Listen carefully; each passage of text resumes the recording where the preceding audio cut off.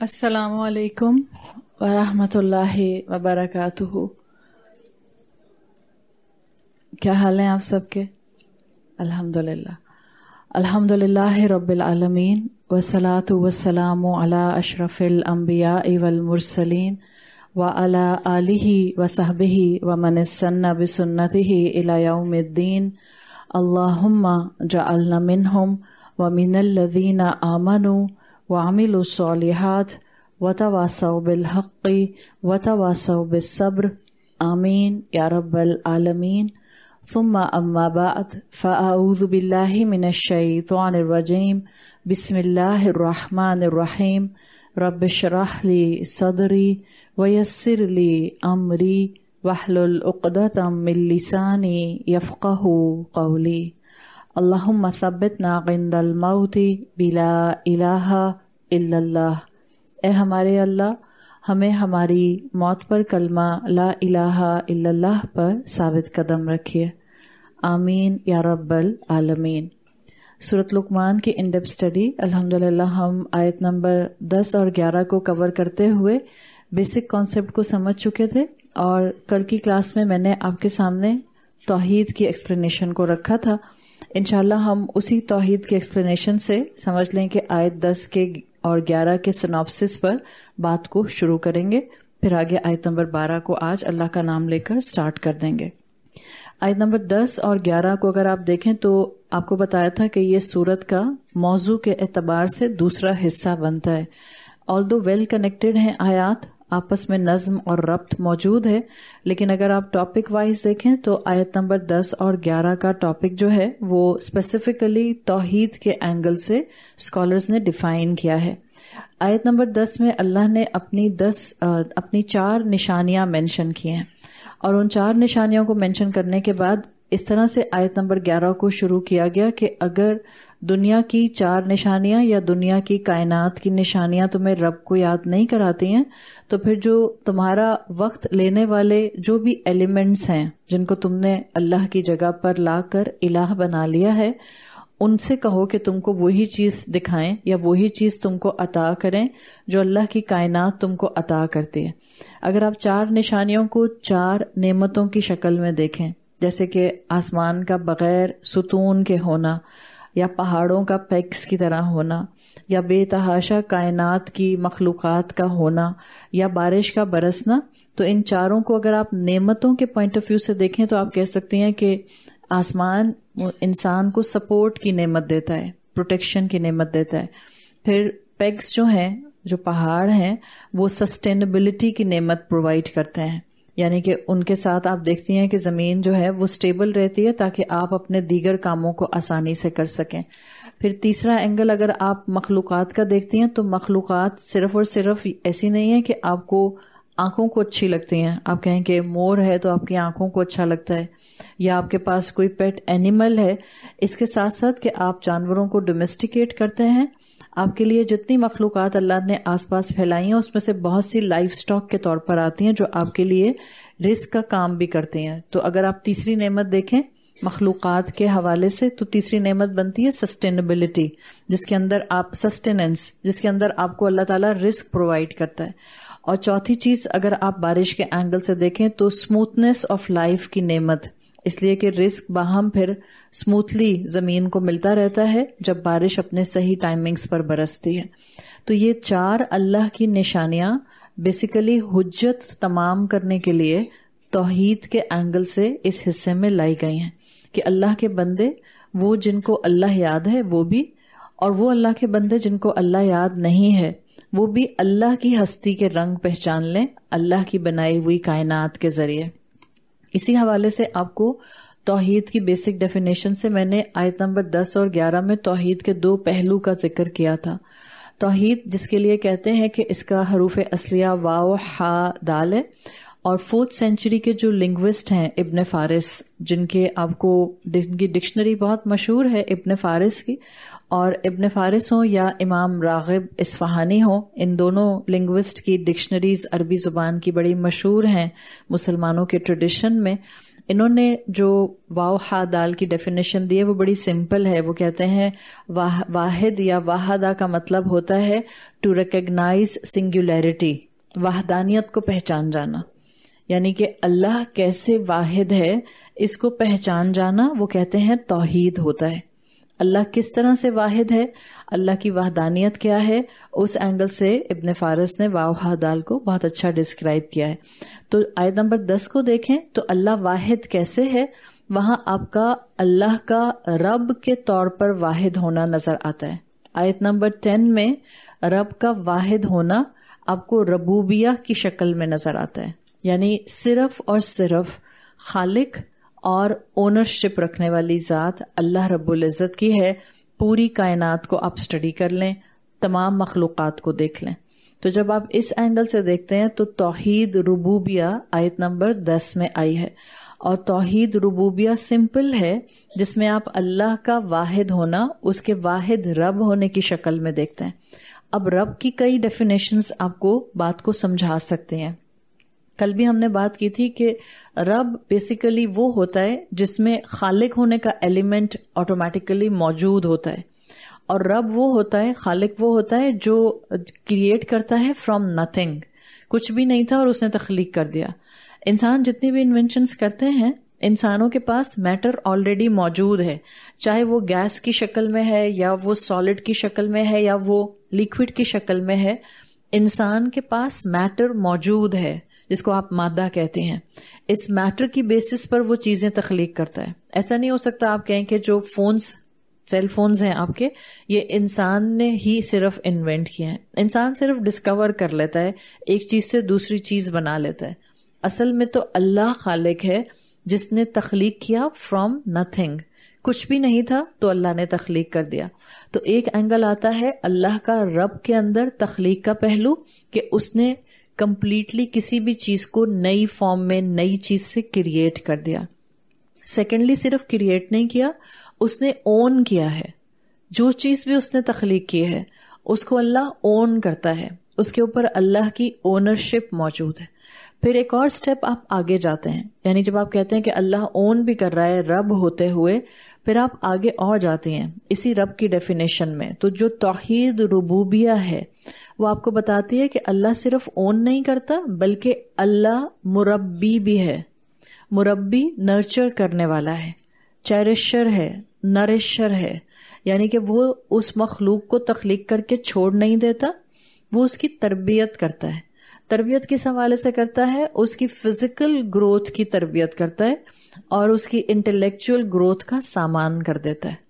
تو اس کا مطلب ہے کہ جب آپ رب کے اینگل سے اللہ کو جاننا شروع کرتے ہیں، خالق بھی ہے، مالک بھی ہے، اونرشپ بھی اس کی ہے، ایز ویل ایز مربی بھی ہے، یعنی کہ وہ نرچر بھی کرتا ہے، وہ تربیت بھی کرتا ہے، تخلیق کر کے چھوڑ نہیں دیتا.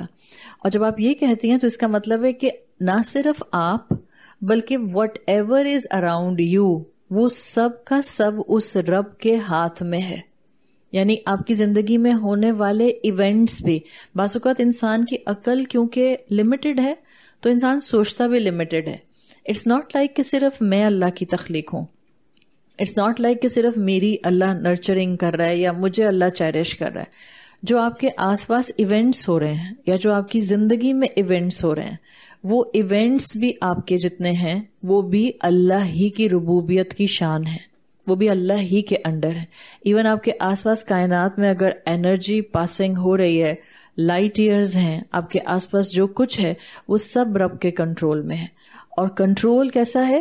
تخلیق کر کے چھوڑ نہیں دیتا. یہی پوائنٹ میں نے کل کی کلاس میں آپ کو ٹورڈز اینڈ پوائنٹ بتایا تھا کہ مشرک جب بھی آپ کو اس دنیا میں اس ہسٹری میں نظر آئیں گے، ان کا بیسک پرابلم یہ تھا کہ انہوں نے تخلیق کرنے والے خدا کو مانا، مالک خدا کو نہیں مانا، مربی خدا کو نہیں مانا، منعم خدا کو نہیں مانا. ایک لمٹ تک منعم کہا. منعم کس کو کہتے ہیں؟ نعمت دینے والا. منعم عین کی زیر کے ساتھ اگر آئے گا، اگر منعم آئے گا اس کا مطلب ہے وہ جس کو نعمت دی گئی ہے. تو منعم ہے اللہ تعالیٰ، یعنی اللہ نعمت دینے والا ہے. جو مشرک کلچرز ہوتے ہیں، جو پیگن کلچرز ہوتے ہیں، وہ تخلیق کی حد تک خدا کا رب ہونا مانتے ہیں. لیکن جہاں اونرشپ کی بات آتی ہے، ملکیت کی بات آتی ہے، وہاں پر آپ دیکھتی ہیں کہ ان کے کانسیپٹس بگڑ جاتے ہیں. پھر وہ اپنے چھوٹے الہ اسمال جی سے لکھے جانے والے گاڈس کو سامنے پکچر میں لے آتے ہیں. اور یہی وہ کانسیپٹ ہے جس سے مسلمانوں کو بھی بہت زیادہ محتاط ہونے کی ضرورت ہے، نہ صرف نفس کے حوالے سے بلکہ بعض اوقات آپ اپنے ارد گرد موجود نیک لوگوں کو شاید جانے انجانے میں الہ کا مقام دے رہے ہوتے ہیں. جب آپ کو لگتا ہے کہ اس کے مزار پر جائیں گے تو اولاد ملے گی، اس کے مزار پر جا کر دعا کریں گے یا چادر چڑھائیں گے تو کاروبار چل پڑے گا، فلاں کے مزار پہ جا کے دیگ چڑھا دیں گے تو اس کے بعد بچے کی شادی ہو جائے گی، اور بہت جو شرک کی انتہا نظر آتی ہے بعض اوقات جو کراچی شہر میں رہنے والے بہت سے لوگوں کی زبان سے سننے کو ملتا ہے کہ کراچی کے اوپر سائیکلونز اور سونامی اس لیے نہیں آتا بیکاز عبداللہ شاہ غازی کا مزار جو ہے وہ سمندر کے بالکل کنارے پر بنا ہوا ہے. دس از بلیٹنٹ شرک، اس لیے کہ عبداللہ شاہ غازی تو اپنی حفاظت اس وقت نہیں کر سکتے ہیں، وہ تو اللہ کو پیارے ہو چکے ہیں، وہ تو اپنی قبر میں ہیں اس وقت. یہ جو آپ کو اور مجھے آفات سے بچایا جاتا ہے، دس از دا کانسیپٹ آف رب. ابھی میں نے اس لیے کہا آپ کے آس پاس ہونے والے ایونٹس کا رب بھی وہی اللہ ہے جس کو آپ توحید الربوبیہ میں جاننے کی کوشش کر رہے ہیں. کوئی اور نہیں بچاتا مجھے مشکل سے، صرف میرا رب بچاتا ہے. ہاں وہ کسی کو ذریعہ بناتا ہے مگر جو ذریعہ بنتا ہے وہ زندہ ہوتا ہے.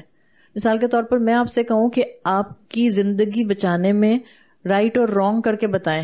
ایک میں آپ کو اسائنمنٹ میں کویسچن دے دوں کہ عبداللہ شاہ غازی نے آپ کی جان بچائی ابھی آج کی تاریخ میں 2023، صحیح ہے 5 اپریل، اور میں آپ سے کہہ رہی ہوں کہ آپ نے صحیح یا غلط کے آگے ٹک لگانا ہے. عبداللہ شاہ غازی نے آپ کی جان بچائی یا عبداللہ شاہ غازی آپ کی جان بچانے کا ذریعہ بنے، یا میں کہتی ہوں آپ کا ڈاکٹر جس کے پاس آپ علاج کے لیے گئی تھی اس نے آپ کو صحیح طرح سے آپ کی سرجری کر کے آپ کے لیے وہ ایک علاج کا اور شفا کا ذریعہ بن گئے. تو پہلی پرسنالٹی ٹھیک ہوگی یا دوسری پرسنالٹی ٹھیک؟ obviously زندہ انسان ہے نا، تو اس سے تو چانسز ہیں کہ وہ آپ کو فائدہ پہنچا سکتا ہے اللہ کے حکم سے. اسی طرح سے کسی زندہ انسان سے دعا کریں گی تو شرک نہیں ہوگا. کسی زندہ انسان سے کہیں گے آپ میرے لیے دعا کر دیں، اب یہ شرک نہیں ہو رہا، ٹھیک ہے، بیکاز آپ کو کیا ہے، آپ کو اللہ کے رسول صلی اللہ علیہ وسلم کی تعلیمات کا علم ہے کہ کسی زندہ انسان سے دعا کے لیے کہا جا سکتا ہے. لیکن یہاں پر بھی محتاط ہونا چاہیے، توحید ڈسٹرب نہیں ہونی چاہیے. یہ نہ ہو کہ آپ کو لگے کہ اب جب تک ان زندہ انسان سے نہیں کہوں گی تب تک میری دعا قبول نہیں ہوگی. اگر اس حد تک یہاں بھی چلے گئے اب بھی پرابلم ہے. جب ہی آپ سے کہا تھا کہ شرک سے صرف اور صرف متقی محسن انسان ہی بچتا ہے، ورنہ آرام سے انسان کے ساتھ جو ہے وہ شرک کا معاملہ آ جاتا ہے. تو اللہ تعالیٰ نے اپنی شان ربوبیہ آیت نمبر 10 سے منشن کی ہے. خلقت بھی اس کی ہے، یعنی تخلیق بھی اس نے کیا ہے، تدبیر بھی وہی کرتا ہے، اونرشپ بھی اسی کی ہے، مالک بھی وہی ہے، تقدیر کا مالک بھی وہی ہے، اور فیصلے بھی اسی کے ہاتھ میں ہوتے ہیں. ہم اکثر بولتے ہیں اردو میں اولاد اور ماں باپ کے ریفرنس کے اندر بات ہوتی ہے، تو جب ماں باپ اور اولاد کے لیے رشتے وغیرہ دیکھ رہے ہوتے ہیں تو آپ نے ایک اردو کا جملہ سنا ہوگا کہ والدین اولاد کے ساتھ تدبیر کے ساتھ ہی ہوتے ہیں، تقدیر کے ساتھ ہی نہیں ہوتے. سنا ہے آپ نے یا نہیں سنا؟ جب رشتوں کی بات آتی ہے ماں باپ اپنی طرف سے بہترین کوشش کرتے ہیں، تو اس کے لیے کہتے ہیں کہ ماں باپ اولاد کے حق میں تدبیر کے ساتھ ہی ہوتے ہیں، یعنی وہ بیسٹ مشورہ دے سکتے ہیں، بیسٹ طریقے سے سلیکشن کر سکتے ہیں، جو ان کی جتنی عقل کام کرتی ہے، جتنا ان کا ایکسپوجر ہے، جتنا وہ اللہ سے مدد مانگ کے آگے بڑھ سکتے ہیں. بٹ ماں باپ تقدیر کے ساتھ ہی نہیں ہوتے. دیکھا کل کسی نے سوال کیا تھا نا کہ اگر استخارہ کرنے کے بعد بھی نکاح کیا اور دل جس طرف راضی تھا اس طرف نکاح کیا، پھر بھی اگر ڈائیورس ہو جاتی ہے تو اس کا کیا مطلب ہوا؟ کہ کیا میرے استخارے کا جواب میں نے صحیح نہیں سمجھا تھا؟ نہیں، آپ نے اپنے استخارے کا جواب صحیح سمجھا تھا. یہ گارنٹی ہے اس لیے کہ آپ کا نکاح ہو گیا تھا. صحیح. اب اللہ تعالیٰ نے اس میں سے جو خیر نکالنا تھا وہ خیر نکل آئے گا. لیکن ماں باپ کے اینڈ سے ماں باپ نے تدبیر اچھی کر لی، استخارہ کر لیا، جو بیسٹ پاسبلٹی لگی وہ پوری کر دی. بٹ ماں باپ تقدیر کے ساتھ ہی نہیں ہوتے. اگر آپ کو تقدیر کے معاملے میں خیر چاہیے تو رب کے سامنے دامن پھیلانا ہوتا ہے کہ اللہ میری زندگی میں کوئی شر، کوئی آزمائش، کوئی مشکل جو میری تقدیر میں لکھی ہے اپنی رحمت سے اس کو دور کر دے. تو اللہ ہے خلقت بنانے والا بھی، تدبیر کرنے والا بھی، تقدیر کرنے والا بھی. فیصلے بھی اسی کے ہاتھ میں اور الٹیمیٹلی اجر دینے کا بھی معاملہ اسی کے ہاتھ میں. جب اتنا بڑا شان والا رب ہے، توحید ربوبیہ جس کو سمجھ آ جائے، کیسے ہو سکتا ہے وہ اپنے آپ کو، اپنی زندگی کو اللہ کے ہاتھوں میں نہ دے دے؟ اپنی زندگی، اپنی صلاحیتیں، اپنی نعمتیں، اپنا 5 فٹ کا جسم اللہ کے ہاتھوں میں دے دیں. وہ جیسے چاہتا ہے اس کے مطابق اس کو چلانے کی کوشش کریں. وَهُوَ رَبُّ كُلِّ شَيْءٍ، وہ رب ہے ہر قسم کی شے کا، ہر طرح سے وہ آپ کے معاملات کو سنبھالے گا. تو صرف اور صرف آپ کا رب نہیں ہے، آپ کے ایونٹس کا، زندگی کے سرکمسٹانسز کا رب ہے. صرف اور صرف آپ کے آس پاس آپ کے رشتوں کا رب نہیں ہے، آپ کی فیلنگز کا رب بھی ہے، آپ کے ایموشنز کا رب بھی ہے. جب آپ اس کیفیت سے رب کو جانتے ہیں تو پھر توحید کا دوسرا اینگل آتا ہے جو آیت نمبر 11 میں آیا ہے، اور وہ توحید کا دوسرا اینگل ہے توحید الوہیہ. حمزہ لام واو ہا یا گولتا، الوہیہ. توحید الوہیہ میں الہ سے یاد رکھ لیں، جیسے ربوبیہ رب سے یاد رکھ لیں، الوہیہ الہ سے یاد رکھ لیں. الہ کے لیے آپ کو معلوم ہے کہ آپ اردو میں کہتی ہیں الہ کا مطلب ہوتا ہے معبود.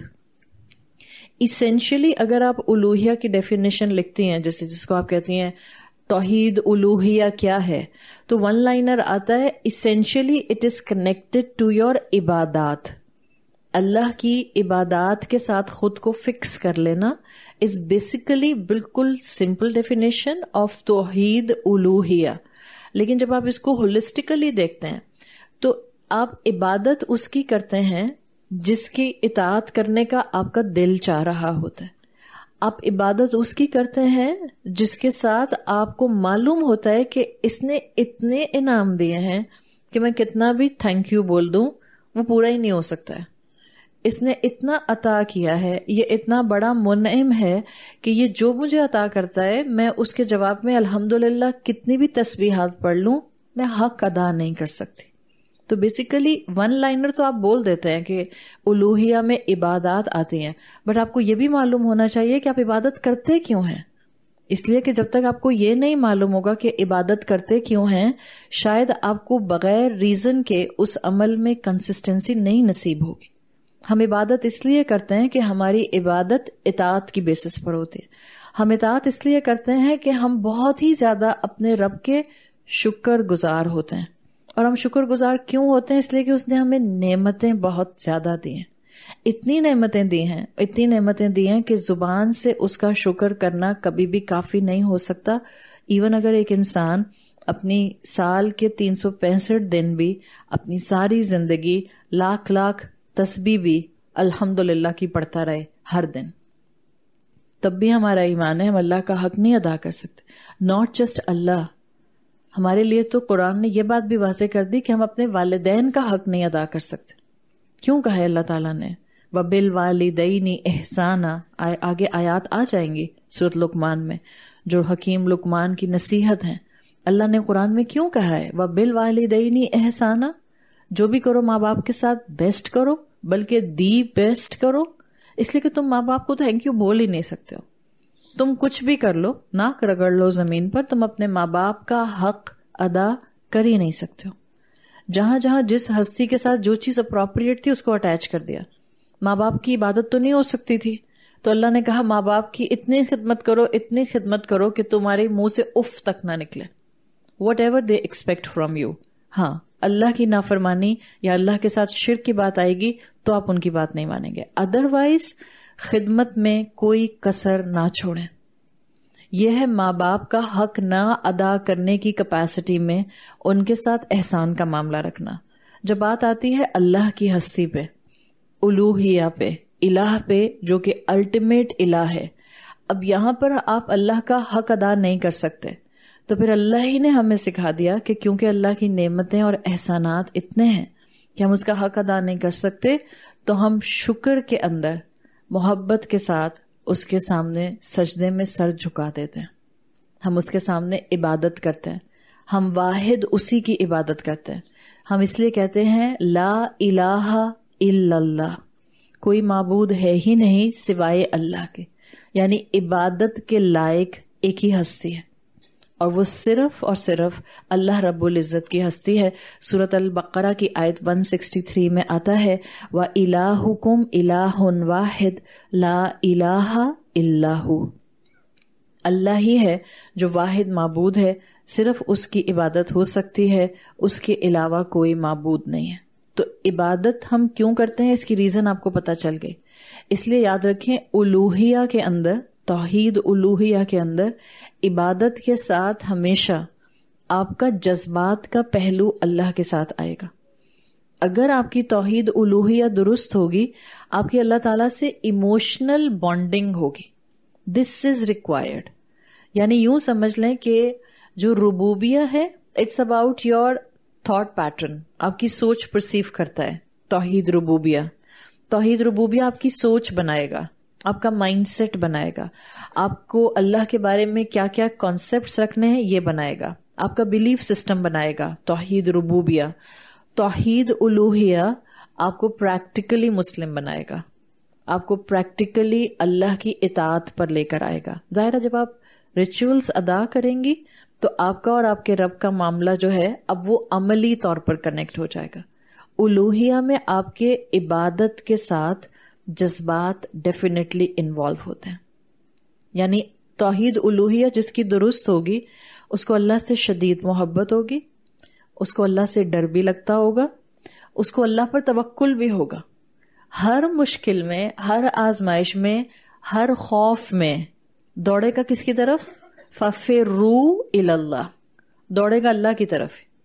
آزمائش آئے گی یا خوف ہوگا دنیاوی لحاظ سے کسی ناکامی کا، دوڑے گا اللہ کی طرف. ایون اگر اللہ سے بھی ڈر لگے گا، اگر آپ کو اللہ کی بنائی ہوئی جہنم سے ڈر لگ رہا ہے، حساب کتاب سے ڈر لگ رہا ہے، اپنے گناہوں کا سوچ کر قبر کی اندھیری رات سے ڈر لگ رہا ہے، اس خوف میں بھی آپ دوڑیں گے کس کی طرف؟ اللہ ہی کی طرف. اس کا مطلب ہے کہ کانسٹنٹلی توحید الوہیہ درست رکھنے والے لوگ اللہ کے ساتھ ایموشنل بانڈ میں موجود ہوتے ہیں. ان کو اللہ کے ساتھ درست پہلو پر عبادت کرنی آ جاتی ہے. اب ایک چیز یاد رکھیں، آپ کے جتنے بھی ایموشنز ہیں، اس میں نے پہلے بھی بتایا سب سے اسٹرانگ ایموشن کون سا ہے؟ محبت کا، حب کا، لو کا. آپ کو اللہ تعالیٰ نے جتنے بھی ایموشنز دیے ہیں، لیٹسٹ سائیکالوجی ٹرینڈز کے مطابق وہ کہتے ہیں کہ آپ کو اراؤنڈ 150 ڈفرینٹ ایموشنز شیڈ ملے ہیں. ویسے تو آپ بیسک 5 ایموشنز اسٹڈی کرتے ہیں، بیسک 5 ایموشنز، بٹ وہ ان 5 ایموشنز کو فردر سب ڈیوائڈ کرتے ہیں. اور جب وہ سب ڈیوائڈ کرتے ہیں تو آج کل جو ریسرچ ہو رہی ہے on emotions and between neuro sciences, جو کنیکشنز وہ انسان کے درمیان میں بنا رہے ہیں، وہ کہتے ہیں اراؤنڈ انسان کے 140 سے 150 ڈفرینٹ ایموشنل شیڈز ہوتے ہیں ہر انسان کے اندر. کسی میں کوئی ہائی لائٹڈ ہوتا ہے، کسی میں کوئی ہائی لائٹڈ ہوتا ہے، اور کسی میں کوئی جو ہے وہ بظاہر محسوس ہوتا ہے کہ نہیں ہے، لیکن وہ کہیں نہ کہیں کسی نہ کسی دل و دماغ کے کونے میں موجود ضرور ہوتا ہے. تو آپ کے جتنے بھی ایموشنز ہیں اس میں سب سے اوور پاورنگ ایموشن محبت کا ایموشن ہے. جب یہ کہتے ہیں کہ ہاں ڈر ہونا چاہیے اللہ تعالیٰ کا، توکل بھی اللہ پر ہی کرنی چاہیے، ریلائنس بھی اللہ کے ساتھ ہونی چاہیے، لیکن یہ سب اس وقت انہینس ہوتا ہے جب آپ اللہ سے محبت میں شدید ہوتے ہیں. محبتیں آپ اوروں سے بھی کرتے ہیں. کیا اور انسانوں سے محبت کرنا منع ہے اسلام میں؟ نہیں. یہی کانسیپٹ ہم سمجھتے ہیں کہ ہم سب سے محبت کریں گے، لیکن جیسی محبت مجھے اللہ سے ہونی چاہیے یا ہوگی ویسی کسی سے نہیں ہوگی. اگر آپ کو اور مجھے یہ سمجھ آ جاتا ہے ہماری توحید درست، کبھی بھی ہم محبتوں کے شرک میں گرفتار نہیں ہوں گے. جیسی محبت آپ کو اللہ سے ہو ایسی کسی سے نہیں ہو. جیسی قربانی آپ اللہ کے لیے دے سکیں شاید ایسی قربانی آپ کسی کے لیے نہ دے سکیں. جتنا ٹوٹ کر آپ اللہ کو چاہیں اتنا ٹوٹ کر آپ کسی کو نہ چاہیں، چاہے آپ کی حلال محبتیں ہی کیوں نہ ہوں، چاہے آپ کی اپنی ذاتی اولاد ہی کیوں نہ ہو. تب بھی اولاد سے زیادہ محبت کروں گی یا رب سے زیادہ محبت؟ رب سے زیادہ محبت کروں گی. اور جب یہ کیپیسٹی ہوتی ہے انسان کی، تبھی انسان اپنی اولاد کی بے جا خواہشات پوری نہیں کرتا، اس لیے کہ اس کو پتا ہوتا ہے اتنی خواہش پوری کروں گی جہاں پر یہ رب سے دور نہیں جائے گا، جہاں پر یہ میرے لیے خدا نہ خواستہ عذاب جاریہ نہیں بنے گا. جہاں یہ میرے لیے کوئی زمین پر بری لیگیسی کی شکل میں نہیں رہ جائے گا. تو یہ محبت کا پہلو ہے. سب سے محبت ہو, جو اللہ نے حلال جائز رشتے دیے ہیں سب سے ہو محبت. اور محبت کے لیے, رشتوں کے لیے تو ایک لائن اردو کی بہت اچھی لگتی ہے مجھے, ایک دفعہ میں نے کسی کتاب میں پڑھی تھی, انہوں نے کہا تھا اپنے رشتوں سے اپنے حلال محبتوں میں ایسے رہا کریں کہ حد کے اندر رہ کر بے حد محبت کیا کریں. آسان ہے؟ آسان تو نہیں ہے. حد میں رہ کر بے حد محبت کریں. آپ ماں ہیں, بے حد محبت کریں گی اپنی اولاد سے. شاید آپ کی اولاد سے ظاہر ہے جیسی آپ محبت کرتی ہیں کوئی بھی محبت نہیں کرے گا, بٹ آپ رہیں گی حدود کے اندر. اب آپ یہ نہیں کر سکتی کہ آپ کی بیٹی یا آپ کا بیٹا آپ سے کہتا ہے اماں آپ مجھ سے اتنی محبت کرتی ہیں, بس آپ مجھے نمازوں کا نکاح کریں, چھوڑ دیں, معاف کر دیں, بخش دیں مجھے. آپ ایسی محبت نہیں کریں گے. حد میں رہ کر بے حد محبت کرنا سیکھ لیں. اب حد میں رہ کر اپنے گھر والوں سے اگر آپ یہ والی محبت کا ٹارگٹ بنا لیں, رمضان میں پریکٹس شروع کر دیں, آپ کو بہت اچھا محسوس ہوگا, آپ کو ہمت آئے گی. اس کا سب سے پہلا فائدہ کیا ہوتا ہے؟ آپ اپنوں کو معاف کرنا شروع کر دیتے. اس کا سب سے پہلا فائدہ یہ ہوتا ہے آپ ان کے عیب نہیں تلاش کرتے, آپ ان کی کمزوریوں پر نظر نہیں رکھتے, آپ ان کو کانسٹینٹلی اس لینس سے دیکھتے ہیں جس لینس کو آپ ان کی کسی خوبی کے ساتھ دیکھ رہے ہوتے ہیں. آپ ان کو انسان سمجھتے ہیں. زیادہ تر ہم اپنے آس پاس والوں کو فرشتہ صفت سمجھتے ہیں یا فرشتہ صفت بنانا چاہتے ہیں, اور اپنے آپ کو ہم کہہ رہے ہوتے ہیں میں تو انسان ہوں, تو ایکسپیکٹ کرو مجھ سے کہ مجھ سے غلطی ہو جائے گی, کبھی پاؤں سلپ ہو جائے گا, کبھی اونچا بول دوں گی, کبھی ناراض ہو جاؤں گی, کبھی کوئی تانا دے دوں گی. ایسا نہیں کریں. جو ہم اپنے لیے سمجھتے ہیں وہی دوسروں کے لیے سمجھیں. تو جب محبتیں حد میں رہ کر بے حد طریقے سے کی جاتی ہیں, حلال محبتیں, تو ڈیفینیٹلی پھر آپ اللہ کو بلند مقام دیتے ہیں. Same is the case with خوف. جیسے والذین آمنوا اشد حبا للہ ہے, ایسے ہی سورہ آل عمران آیت 175 میں آتا ہے انما ذالکم الشیطان یخوف اولیاءہ فلا تخافوہم وخافونی ان کنتم مؤمنین.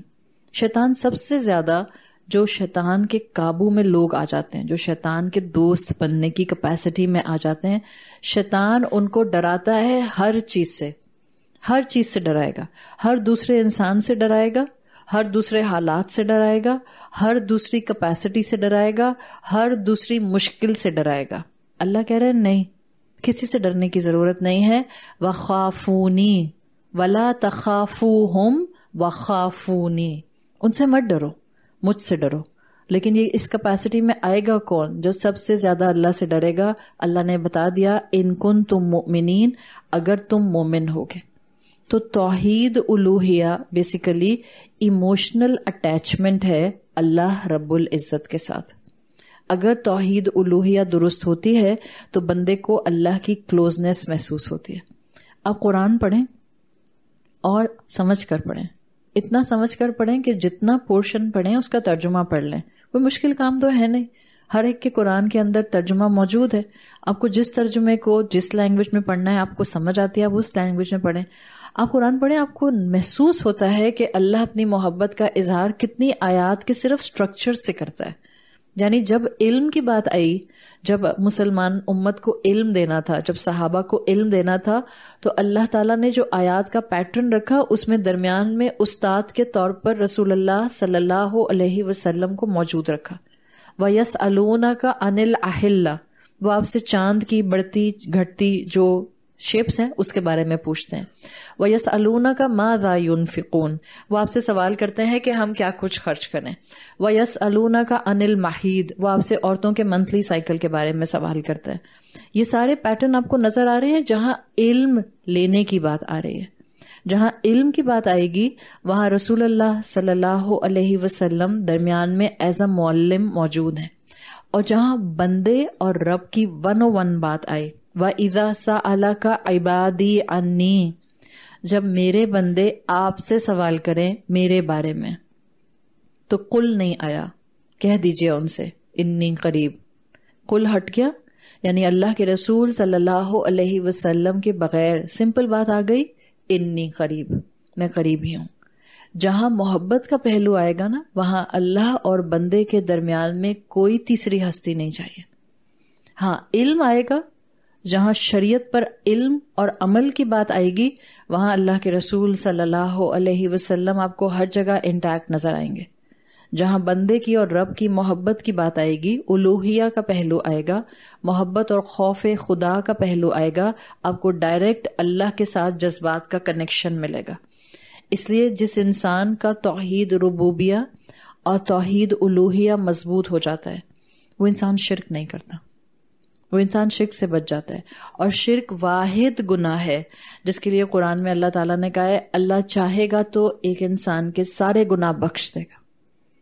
یہ کس کیپیسٹی میں اللہ نے کہا ہے کہ اللہ چاہے گا تو ایک انسان کے سارے گناہ بخش دے گا؟ قرآن میں آتا ہے ان اللہ لا یغفر ان یشرک بہ ویغفر ما دون ذلک. اللہ شرک نہیں بخشتا، اس کے علاوہ جو بھی ہوگا بخش دے گا. ہو سکتا ہے بخش دے، چاہے گا تو بخش دے گا. کس کیپیسٹی میں؟ ایون اس آیت کو آپ غور سے سمجھیں، اس کیپیسٹی میں بھی اللہ میرے گناہ بخش سکتا ہے شاید جب میں نے مرنے سے پہلے توبہ بھی نہیں کی تھی. یہاں تک اسکالرز لکھتے ہیں کہ توبہ نہیں کی تھی بٹ وہ گناہ بٹوین می اینڈ مائی رب تھا، کوئی درمیان میں انسان نہیں تھا. آپ کا ہولسٹک آئیڈیا کلیئر ہونا چاہیے.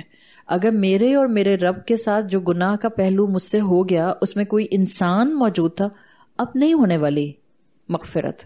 اب تو پہلے اس انسان کے ساتھ کمپنسیشن ہوگی، چاہے اس کی جو گناہ کی خطاؤں کی کتاب تھی وہ مجھے دے دی جائے یا میری نیکیاں اس کو دے دی جائیں. یہاں کا معاملہ نہیں ہے. لیکن اسکالرز اس آیت کو ڈیفائن کرتے ہیں شرک کے مقابلے میں دیر از اے پاسبلٹی کہ اللہ تعالیٰ ہر گناہ کو چاہے تو معاف کر دے، ایون اگر بندے نے توبہ بھی نہ کی ہو. اس لیے کہ اگر توبہ کر لی آپ نے تو آلریڈی معاف ہو جاتے ہیں. اس کا لاجک بھی تو سمجھیں. آپ کہتے ہیں آپ سے گناہ ہوا تھا، وہ صرف آپ جانتی تھیں اور آپ کا رب جانتا تھا. اللہ تعالیٰ نے آپ کو موت سے پہلے توبہ کی توفیق دے دی. کیا آپ کو یقین ہونا چاہیے کہ آپ کی توبہ قبول ہو گئی؟ جبکہ اب آپ اس عمل کی طرف چہرہ کر کے بھی رخ کر کے بھی نہیں دیکھتی. آپ کو یقین ہونا چاہیے آپ سے گناہ ہوا تھا، چاہے کبیرہ گناہ ہو. جی ہاں، چاہے کبیرہ گناہ ہو. رول یاد رکھیں، درمیان میں کوئی انسان نہیں ہونا چاہیے. اگر کسی انسان سے زیادتی ہوئی تھی اور آپ کا وہ کبیرہ گناہ تھا، اب خالی پیلی اللہ سے معافی مانگنے میں آپ کو توبہ نہیں ملنے والی.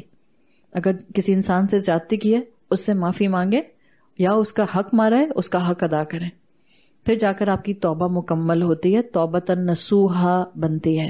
ادروائز صلاحیت، شکل، کیپیسٹی کیا آئے گی؟ ایک گناہگار کبیرہ گناہ کرنے والا انسان جس کا گناہ صرف اس کے اور اس کے رب کے درمیان میں تھا. نہ امی کو پتا، نہ ابا کو پتا، نہ شوہر کو پتا، نہ بچوں کو پتا، کسی کو نہیں پتا. بٹوین یو اینڈ یور رب. آپ نے سچی توبہ کر لی، آپ کو یقین ہونا چاہیے کہ آپ کے رب نے آپ کو معاف کر دیا، کیونکہ اب آپ دوبارہ پلٹ کر اس گناہ اور غلطی کی طرف دیکھتی نہیں ہیں. صحیح؟ یہ تو وہ کیپیسٹی ہے جہاں آلریڈی یقین کے ساتھ مومن کو پتا ہوتا ہے کہ معافی مل گئی. لیکن اس آیت کے مطابق، ما دون ذالک کے مطابق، اسکالرز کہتے ہیں یہ تو وہ گناہ ہیں جس پر بندے کو توبہ کی توفیق نہیں ملی. اگر وہ اس کے اور اس کے رب کے درمیان میں تھے تو اللہ چاہے گا تو اس کو معاف کر دے گا. ہاں، ایک گناہ ایسا ہے اس کو اللہ معاف نہیں کرتا، اور وہ ہے شرک کا گناہ. شرک کے گناہ پر مرنے سے پہلے توبہ کر لی تو معافی مل جائے گی؟ بالکل مل جائے گی. مرنے سے پہلے توفیق مل گئی اور آپ نے الحمدللہ جو آپ کو لگا اب سے شرک ہوا ہے، آپ نے اس پر اللہ سے معافی مانگ لی ہے، اب اللہ آپ کو معاف کر دے گا. ادروائز قیامت کے دن کے لیے آتا ہے کہ جس نے معافی نہیں مانگی ہوگی اس کو پھر شرک کی سزا ضرور ملے گی. یہ اللہ بہتر جانتا ہے. اس سے ہمیں پتہ کیا چل رہا ہے؟ اللہ ہمیں ہر طرح کے مائنر اور میجر، چھپے ہوئے اور ظاہر، جس کو آپ کہتی ہیں مخفی شرک جو چھپا ہوا شرک ہے، اور شرک جلی جو کہ بلیٹنٹ ہے، obvious ہے. اللہ ہمیں ہر طرح کے شرک سے محفوظ رکھے. آپ کو شرک کی ان آیات کے بارے میں پڑھ کے اصل میں یہ پتہ چلتا ہے کہ توحید کس حد تک اللہ ہم سے منوانا چاہتا ہے اور ہمارے عمل میں اس کا مینیفیسٹیشن چاہتا ہے، کتنا ہمیں خالص کرنا چاہتا ہے. مثال کے طور پر چھوٹی سی بات ہے، آپ کا کانسیپٹ کلیئر ہے، آپ توحید ربوبیہ الوہیہ کو جانتی ہیں، پڑھ لیا، سمجھ لیا، آپ اللہ کے ساتھ ایموشنز اٹیچ کرنے کی کوشش کر رہی ہیں. آپ کے گھر میں ایک عرصے سے کوئی ٹرکش آئے ہینگ ہوئی ہے، نہ آپ اس پر کوئی بلیف کرتے ہیں، نہ آپ نے اس کے ساتھ کوئی شرک کا پہلو رکھا ہوا ہے، بٹ اب آپ کو علم آ گیا نا، اتار دیں. اور یہ کہہ کر اتاریں، یہ کہہ کر ہٹائیں، اللہ میں آپ کی محبت میں ہٹا رہی ہوں، اس لیے کہ میں قیامت کے دن آپ سے ایسے ملنا چاہتی ہوں کہ میری توحید بالکل سلامت ہو، اور آپ میری توحید کو دیکھ کر میرے بچے کھچے گناہوں کو معاف کر کے اپنی رحمت سے مجھے جنت میں داخل کر دیں. اتنا سا سودا ہے، اتنا سا ٹرانزیکشن ہے، کوئی مشکل بات نہیں ہے. مگر جب آپ اللہ سے مدد مانگتے ہیں تو اللہ آپ کے لیے راستے ضرور کھولتا ہے. تو بیسیکلی توحید ربوبیہ آیت 10 میں ہے، اور توحید ربوبیہ آپ کا سوچ، اپروچ، مائنڈ سیٹ بناتی ہے.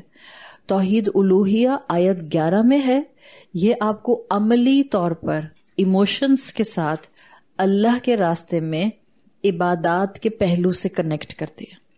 تو بہت سے اسکالرس کے نزدیک صرف توحید ربوبیہ آپ کو آخرت میں نجات نہیں دلا سکتے.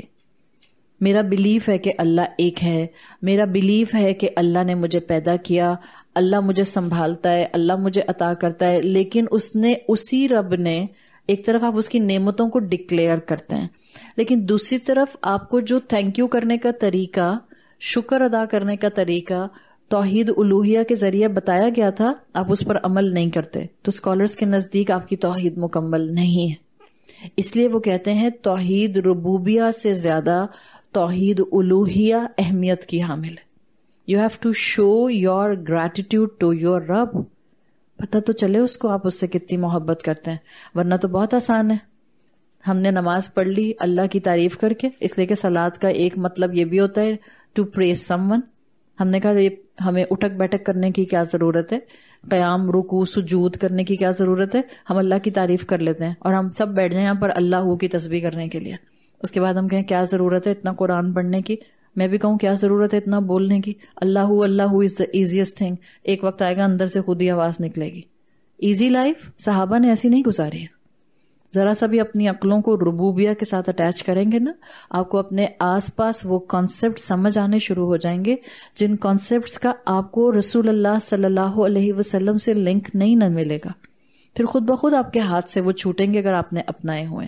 تو الوہیہ کی اہمیت بہت زیادہ ہے، اس لیے کہ اس میں آپ اللہ کا حق ادا کرتے ہیں، اپنے جذبات کو اللہ کے ساتھ کنیکٹ کرتے ہیں، اور اس میں اللہ کے ساتھ حق ادا کرنے کا پہلو جب مومن اپناتا ہے تو اللہ پھر اس کو وہ نصیحتیں دیتا ہے جس کے بعد پھر اس کے لیے زندگی میں شرک کی طرف جانا ناممکن ہو جاتا ہے. So basically this was the in-depth study of ayat 10 and 11. اب ہم سورت کے تیسرے حصے کی طرف بڑھتے ہیں. سورت کا تیسرا حصہ حکیم لقمان کی نصیحتوں پر ہے. اب کچھ آیات آپ کو حکیم لقمان پر ملیں گی جن کے نام کے اوپر یہ سورت ہے. آپ کو اس سورت کے شان نزول کے بارے میں بتا دیا تھا کہ ایک واقعہ یہ بھی آتا ہے کہ قریش کے کچھ لوگوں نے آ کر اللہ کے رسول صلی اللہ علیہ وسلم سے حکیم لقمان کی لینیج کے بارے میں کہ وہ کون تھے، کہاں سے تھے، بیسیکلی ان کے بارے میں کچھ ایمبیگوٹیز ہیں. یہ تو پتہ ہے کہ باتیں اچھی کرتے تھے، لیکن بیسیکلی وہ تھے کس ملک کے اور کس شہر کے، اس کے بارے میں آ کر سوال کیے تھے، جس کے بعد اللہ تعالیٰ نے سورت لقمان نازل کر دی مکہ کے اندر. اب یہاں سے آیت نمبر 12 سے سورت کا تیسرا حصہ ہے. سبجیکٹ میٹر شفٹ ضرور ہوگا، یعنی کہ یہاں سے حکیم لقمان کا تذکرہ آئے گا، لیکن آیات کا ربط اور نظم آپ کو بہت اسٹرانگلی نظر آئے گا.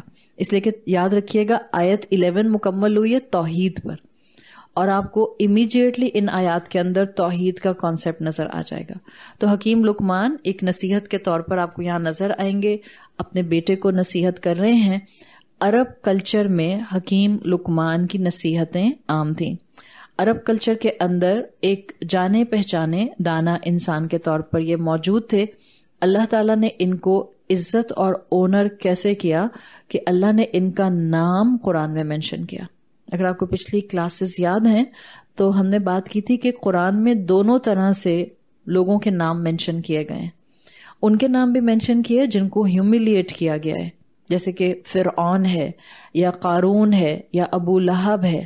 جب اس طرح سے لوگوں کے وہ جو اللہ کے دین کا مذاق اڑانے والے تھے، وہ جو اللہ کے دین کو ہیوملیٹ کرنے والے تھے، ان کے ناموں کا تذکرہ قرآن میں آتا ہے تو ان کی رسوائی کا سبب ہے. رہتی دنیا تک جب تک قرآن پڑھا جائے گا، جب تک لوگ ان کے نام پڑھیں گے، ان کو رسوائی نصیب ہوگی.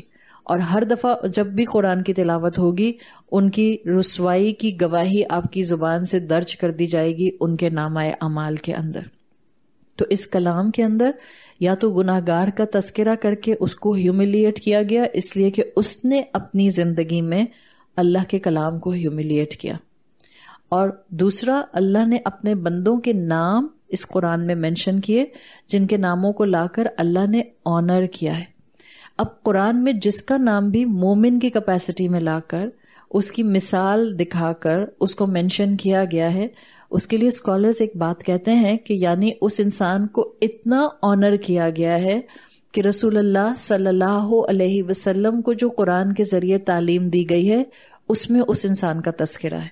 تو اس میں ظاہر ہے اس انسان کی عزت اکرام بہت بڑھ جاتا ہے، اس لیے کہ سب سے پہلے قرآن کی نصیحتیں ریسیو کرنے والے اللہ کے رسول صلی اللہ علیہ وسلم خود تھے. تو اس حوالے سے دیکھیں تو حکیم لقمان کو اللہ کے سامنے ایک ماڈل بنا کر پریزنٹ کیا گیا. آپ نے پچھلی آیت کا کانسیپٹ کمپلیٹ کیا ہے الوہیہ کے اوپر، توحید الوہیہ پر. وہ لوگ جو اپنے عبادات کے ساتھ ساتھ اللہ کی محبت کا پہلو مضبوط کر لیتے ہیں. حکیم لقمان آپ کو ایک شخصیت نظر آئیں گے جن کو اللہ سے بہت محبت تھی، جن کا اللہ کے ساتھ حب کا تعلق بہت اسٹرانگ تھا. دو آرا اور دونوں آرا آپ کو پیرالل تفاسیر میں ملتی ہیں. زیادہ اسٹرانگ رائے یہ ہے کہ حکیم لقمان ایک حکیم دانا انسان تھے، نبی نہیں تھے.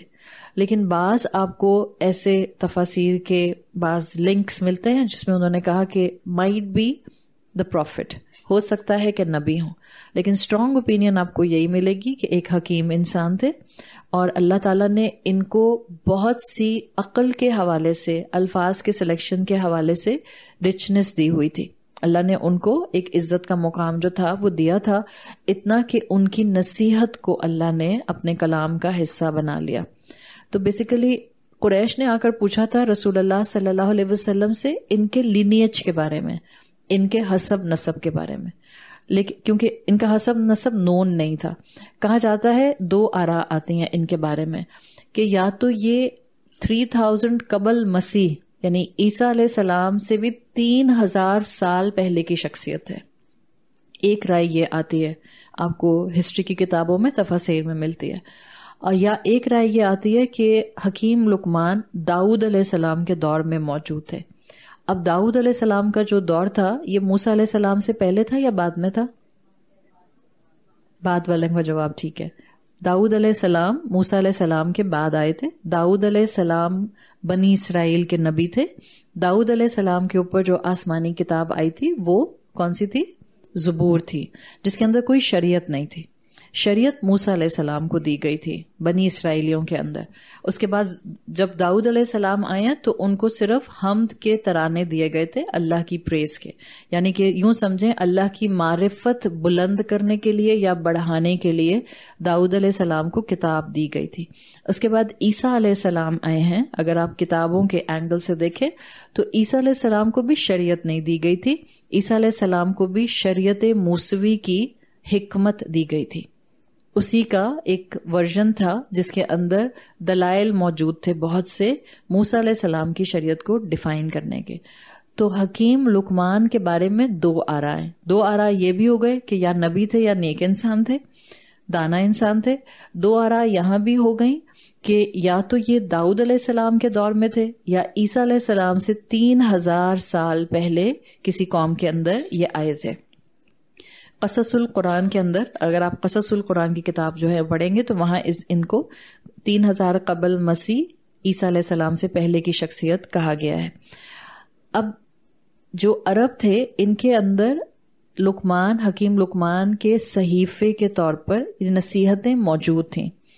کچھ قصے بھی تھے اس صحیفے میں جو حکیم لقمان سے ریلیٹڈ تھے، یعنی کہ اس میں ان کے کچھ واقعات تھے جو عرب کے پاس موجود تھے. اس میں کچھ ان کی نصیحتیں تھیں، کچھ کوٹیشنز تھے، اور کچھ ملتے جلتے یہی الفاظ تھے جو بعد میں قرآن نے نازل کیے. حکیم لقمان کے لیے تیسرا اوپینین بھی دو رائے کے ساتھ ہے. پہلا اوپینین میں نے کیا دیا ہے؟ نبی یا عام انسان، ایک حکیم دانا رائچیس انسان. دوسری رائے آپ کو میں نے بتائی ہے ان کی ایگزسٹنس، ٹائم پیریڈ ان کا کیا تھا، اس میں بھی 2 آرائیں. تیسری چیز اس میں بھی 2 آرائیں کہ یہ بیسیکلی کس ملک سے کنیکٹڈ تھے، کیا یہ عرب تھے یا یہ عرب نہیں تھے. تو اس میں بھی 2 آراء آپ کو اسٹرانگلی ملتی ہیں. ایک رائے یہ ہے کہ یہ عرب تھے، یعنی کہ یہ عرب کلچر میں ہی پروان چڑھے، عربوں میں ہی رہے اور عربوں میں ہی مشہور ہوئے اور حکیم لقمان کہلائے. ایک رائے یہ ہے. ایک رائے آپ کو ان کے بارے میں ملتی ہے کہ نہیں، ان کا تعلق ہی wasn't an Arab, he was سوڈانی. وہ سوڈان کے رہنے والے تھے، اور سوڈان کے رہنے والے جیسے افریقن لوگ ہوتے ہیں اس میں سے تھے. وہاں پر یہ اپنے بچپن میں غلام کی کیپیسٹی میں تھے. پھر جب ان کو غلامی کے اندر بیچا گیا تو ان کا مالک ان کو مکہ یا عرب لے کر آ گیا. یہاں پر ان کو جس نے خریدا اس نے ان کو وقت کے ساتھ آزاد کر دیا، ان کی حکمت کو یعنی بچپن سے ان کی سمجھداری کو دیکھتے ہوئے. اور جب ان کو آزاد کر دیا تو اس کے بعد ان کو موقع مل گیا کہ یہ اور زیادہ کائنات کا مشاہدہ کرتے. جو کچھ علم ان کے پاس اپنے اینسیسٹرز کے حوالے سے اللہ کی تعلیم یا اللہ کی عبادت کا تھا اس کو انہینس کرتے، یہاں تک کہ اس رائے کے مطابق کہ غلام سے پھر یہ الٹیمیٹلی قاضی بن گئے. عرب کے اندر یہ پرومیننٹ اس دور میں ہوئے ہیں جب یہ قاضی یعنی جج کی شکل میں عرب کلچر کے اندر آپ کو تاریخ میں ملتے ہیں. تو تینوں کیپیسٹیز میں ان کے لیے آپ کو 2 آراء ملتے ہیں. اب جب میں نے آپ سامنے دونوں آراء رکھ دیں، میں چاہتی تو ایک ہی رائے رکھتی. میں کہتی داؤد علیہ السلام کے دور میں تھے، نبی نہیں تھے، اور یہ عرب سے تھے. ایک رائے آپ کے سامنے یہ آتی. صحیح، کل کو آپ کہیں اور جا کر کوئی قرآن کی کلاس اٹینڈ کرتے ہیں یا آپ کوئی تفسیر اٹھا کر پڑھتے ہیں، آپ کو پتہ چلتا کہ یہ تو حبشی غلام تھے. آپ کو پتہ چلتا کہ یہ تو 3000 سال پہلے عیسیٰ علیہ السلام سے پہلے تھے، اور یا وہاں لکھا ہوتا کہ یہ نبی تھے، he might be their prophet. تو پھر آپ کے ذہن میں کیا چیز ہوتی؟ آپ کو ہوتا کہ لو پتہ نہیں وہ ٹھیک تھا کہ یہ ٹھیک تھا. ایک یہ طریقہ کار. ایک طریقہ کار علم کا یہ ہے کہ وہ علم جو آپ کے سامنے موجود ہے اس کو کھول کر آپ کے سامنے رکھ دیا جائے. اب کیا ہوگا؟ اب آپ کا فوکس ان چیزوں پر نہیں رہے گا کہ ان کا لینیج کیا تھا. کیا قرآن نے اس پر فوکس کیا کہ ان کا لینیج کیا تھا؟ حالانکہ قریش نے پوچھا کیا تھا رسول اللہ سے آگے. یہی تو کنفیوژن تھا قریش کو بھی کہ یہ واقعی ہمارے کلچر کے انسان تھے، کیا یہ ہمارا رچ کلچر ہے، یہ ہمارے کلچر کی سیلیبریٹی بنیں گے یا یہ سوڈان کی سیلیبریٹی بنیں گے؟ کیا ان کا تعلق اس طرح سے جو تھا وہ داؤد علیہ السلام کی قوم سے تھا یا اور پیچھے تھا؟ وہ تو پوچھنے آئے تھے لینیج. اللہ تعالیٰ نے اس کا تو تذکرہ ہی نہیں کیا. اس سے کیا پتا چلتا ہے آپ کو؟ قرآن کی کہانیاں اکثر ادھوری لگتی ہیں، اکثر ادھوری لگتی ہیں. یوسف علیہ السلام کی کہانی کے علاوہ یوسف علیہ السلام کی کہانی کسی کو ادھوری نہیں لگتی، اس لیے کہ اس میں کہنا نہیں چاہیے بٹ ہمارے حساب سے مرچ مسالہ لگ جاتا ہے. وہ عورتیں بھی آ گئیں، حسن کی دیوانی بھی ہو گئیں، اس کے بعد ان کے ہاتھ بھی کٹ گئے. تو ایک وہ دنیاوی پہلو کے حساب سے جس کو آپ کہتی ہیں نا فن اینڈ گاسپ، وہ سب بھی ایڈ ہو گیا. تو ہمیں وہ ذرا کمپلیٹ کہانی لگتی ہے.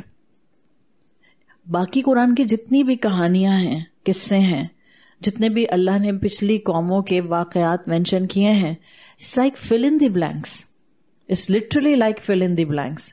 اب آپ تاریخ پڑھ کے اس کو فل ان دی بلینکس کو فل کرتی رہیں تو کرتی رہیں، بٹ وہ فل کرنے سے بھی آپ کو کوئی زیادہ فائدہ نہیں ہونے والا، بیکاز وہ کس ایریا کی کس ایرا کی ہسٹری تھے اس سے فرق نہیں پڑے گا. بہت زیادہ فرق یہ پڑے گا وہ جس دنیا کے وقت میں بھی تھے ان کا معاملہ اللہ کے ساتھ کیا تھا، ان کا عمل کیا تھا، ان کے انکلینیشنز کیا تھے، ان کا زندگی گزارنے کا طریقہ کیا تھا، ان کے گفتگو کے پیٹرنز کیا تھے. اور یہی چیز قرآن ہائی لائٹ کرتا ہے. قرآن آپ تفسیریں اٹھا کر پڑھیں گے تو بہت زیادہ حکیم لقمان کے بارے میں آپ کو ملے گا. بعض نیریشنز ایسے بھی ملتی ہیں کہ 2 حبشی غلام جن کو اسلام کی تاریخ میں یا مسلمانوں کی تاریخ میں جو اپنے اپنے دور کے مسلمان تھے ان کو بہت عزت اور اکرام دیا گیا. اس میں ایک نام آتا ہے حکیم لقمان کا، چاہے وہ رسول اللہ کے دور میں نہیں تھے لیکن کہا جاتا ہے کہ وہ اپنے دور کے مسلمان تھے تو ان کو بہت عزت ملی، قرآن میں نام بھی آیا. اور دوسرے تھے بلال حبشی. تو یہ اس طرح سے آپ کو یہ پیٹرن دنیا کے علوم کا ملتا ہے. اللہ کا کلام ایسے نہیں بولتا ہے. اللہ کے لیے ارریلیونس ہے کس انسان کا قد کتنا ہے، ہائٹ کتنی ہے، آنکھیں کیسی ہیں، بال کیسے ہیں، کمپلیکشن کیسا ہے, لگتا کیسا ہے, ویٹ کتنا ہے, باڈی ماس کتنا ہے, 0 سائز کی آنٹی ہیں کہ نہیں ہیں یا 60 kg کی ہیں, کوئی فرق نہیں پڑتا اللہ کو. اس لٹرلی اللہ کو کوئی فرق نہیں پڑتا. اس کا مطلب یہی ہے لوگوں کو ان کی فزیکل اینٹیٹیز کے حساب سے دیکھنا چھوڑ دیں, لوگوں کو شخصیات کے حساب سے دیکھیں. آپ کو کوئی اس لیے اچھا لگتا ہے کہ کیونکہ وہ اپنے اوپر جتنا بھی حسن کا انبار لگا کر بیٹھا ہے, آپ کو کیا پتا ہو نیچرل ہے کہ فیک ہے؟ آج کل تو پتہ نہیں چلتا آنٹیز کو دیکھ کے آنٹی کی نیچرل بیوٹی ہے یا آنٹی نے تھریڈ ڈلوا کے اپنے آپ کی سکن خوب ٹائٹ کی ہوئی ہے, پتہ نہیں چلتا ہے. مت کریں, مت اپنے ایمان کو داؤ پر لگائیں, اور مت اپنی دنیا کو اس طرح گزاریں کہ جس میں یہ یاد ہی نہ رہے کہ مجھے اگر اللہ نے اتنا رزق دے دیا ہے تو اس میں کسی دوسرے انسان کا بھی حق تھا, کسی دوسرے کا بھی رائٹ تھا. اللہ ان چیزوں کو نہیں دیکھتا. کتنی احادیث ہم سنتے اور پڑھتے ہیں. اللہ تمہارے چہرے نہیں دیکھتا, اللہ تمہارے مال نہیں دیکھتا, اللہ تو تمہارے اعمال دیکھتا ہے, تمہارا دل دیکھتا ہے. انسان چہروں سے نہیں خوبصورت ہوتے, انسان دل سے خوبصورت ہوتے ہیں. حضرت بلال کے اوپر اللہ کے رسول صلی اللہ علیہ وسلم کو کیوں اتنا پیار آتا تھا؟ ہمارے آج کے بیوٹی پیجنٹس کے حساب سے, آپ شکل و صورت کے حساب سے تو ان کو بیوٹی سٹینڈرڈز میں نہیں لا سکتے ہیں, پھر بھی اللہ کے رسول صلی اللہ علیہ وسلم کو کیوں اتنے محبوب تھے حضرت بلال ابن رباح؟ دل خوبصورت تھا ان کا. جنت میں دنیاوی خوبصورت لوگ نہیں جائیں گے, جنت میں وہ لوگ جائیں گے جن کے دل خوبصورت ہوں گے. تو حکیم لقمان کی جو چیز اہم تھی, اللہ نے بھی اپنے کلام میں صرف وہی چیز نازل کی. اپنے رسول صلی اللہ علیہ وسلم کے ذریعے صرف وہی بات آگے کہلوائی, اور وہ تھی ان کی حکمت, ان کا عمل, ان کی رائچیسنس, ان کا عابد ہونا, ان کا ایک سمپل انسان کے طور پر زندگی گزارنا جس میں رب خدا پرائرٹی پر نظر آتا تھا. بعض اوقات ہوتا یہ کہ جب ہم یہ اتنے ونیئرز پر فوکس کرتے ہیں, ہم وہ چیز فوکس نہیں کر پاتے جو ریکوائرڈ ہوتی ہے. ایسا ہوتا ہے یا نہیں ہوتا؟ مثال کے طور پر آپ کہیں جاتے ہیں علم حاصل کرنے, آپ کو وہاں کا صوفہ اتنا پسند آیا کہ یہ تو یاد نہیں تھا کہ بتانے والی آنٹی کیا بتا رہی تھی. آپ سارا ٹائم سوچتے ہیں کارپینٹر کو جا کر بتاؤں گی, کیسے جس صوفے پہ بیٹھی ہوں اس کی پکچر لے لوں تاکہ اپنے کارپینٹر کو دکھا سکوں, یا شینڈلیئر اتنا اچھا ہینگ ہوا ہوا ہے تو اس کی تصویر کیپچر کر لوں, یا کوئی استاد پڑھانے والا اتنا اچھا لگ رہا ہے کہ استاد کی اس ونیئرز میں ہی کھو گئے, یہ تو یاد ہی نہیں رہا کہ وہ بیچارہ بول کیا رہا تھا, بتا کیا رہا تھا, سمجھانا کیا چاہ رہا تھا. اس میں سے باہر آ جائیں. یہ بہت پیٹی چیزیں ہیں. اپنا لہسو اونچا پھینکیں, اللہ کے کلام پر فوکس کریں اور اس کلام کی سنتوں سے اپنی زندگی کے پیٹرنز بنائیں. اللہ کے کلام پر فوکس کرنے والوں کو قرآن کی کہانیاں کبھی انکمپلیٹ نہیں لگتی. اللہ نے وہیں فوکس کرایا ہے جہاں فوکس ریکوائرڈ تھا. تو اپنی زندگی میں اگر آپ چاہتے ہیں نا آپ ایک کامیاب انسان بنیں, کون ہم میں سے یہ نہیں چاہتا کہ ہمیں لوگوں کی پہچان ہو جائے؟ چاہتے ہیں نا ہم لوگوں کو پہچان جائیں. خاص طور پہ جس معاشرے, کلچر اور دنیا میں اب ہم رہتے ہیں, وہاں آپ کو نہیں پتا چلتا کہ انسان اوپر سے کیا ہے اور اندر سے کیا ہے, اور بہت سے انسان آپ کو بہت آرام سے دھوکہ دے کر چلے بھی جاتے ہیں. تو ہم چاہتے ہیں کہ ہمیں لوگوں کی پہچان ہو جائے. لوگوں کی پہچان کرنی ہے, یہ آؤٹر ونیئر سے دھوکہ کھانا چھوڑ دیں. دلوں کو دیکھیں. آپ کے ہم دل کیسے دیکھ سکتے ہیں؟ آپ کو کسی انسان کے فیشل ایکسپریشنز اور اس کا کلام بہت کچھ بتا سکتا ہے. اس کے گفتگو کے پیٹرنز بہت کچھ بتا سکتا ہے. واقعی آپ کے ساتھ جینوئن ہے یا نہیں ہے, آپ کسی انسان سے ایک سٹنگ میں اس سے تھوڑی دیر بات کر کے پہچان سکتے ہیں. ہاں, شرط ہے اس کے لیے, جب آپ خود پرخلوص ہوں گے, جب آپ خود اپنے رب کے ساتھ اخلاص کے ساتھ رہتے ہوں گے, جب آپ خود وہی ہوں گی جو آپ کا باطن ہوگا, جب آپ ڈیول فیسڈ نہیں ہوں گی, جب آپ منافق نہیں ہوں گی, جب آپ کے دوغلے معاملات نہیں ہوں گے کہ اندر کچھ اور باہر کچھ, آپ پہچان لیتی ہیں لوگوں کو بہت آرام سے. تو قرآن کہانیاں قصے سناتا ہے, لیکن قرآن کا کہانیاں قصے سنانے کا انداز وہ ہے فوکس آن دا تھنگس جن کے اوپر فوکس کر کے آپ اپنی اصلاح کر سکتے ہیں.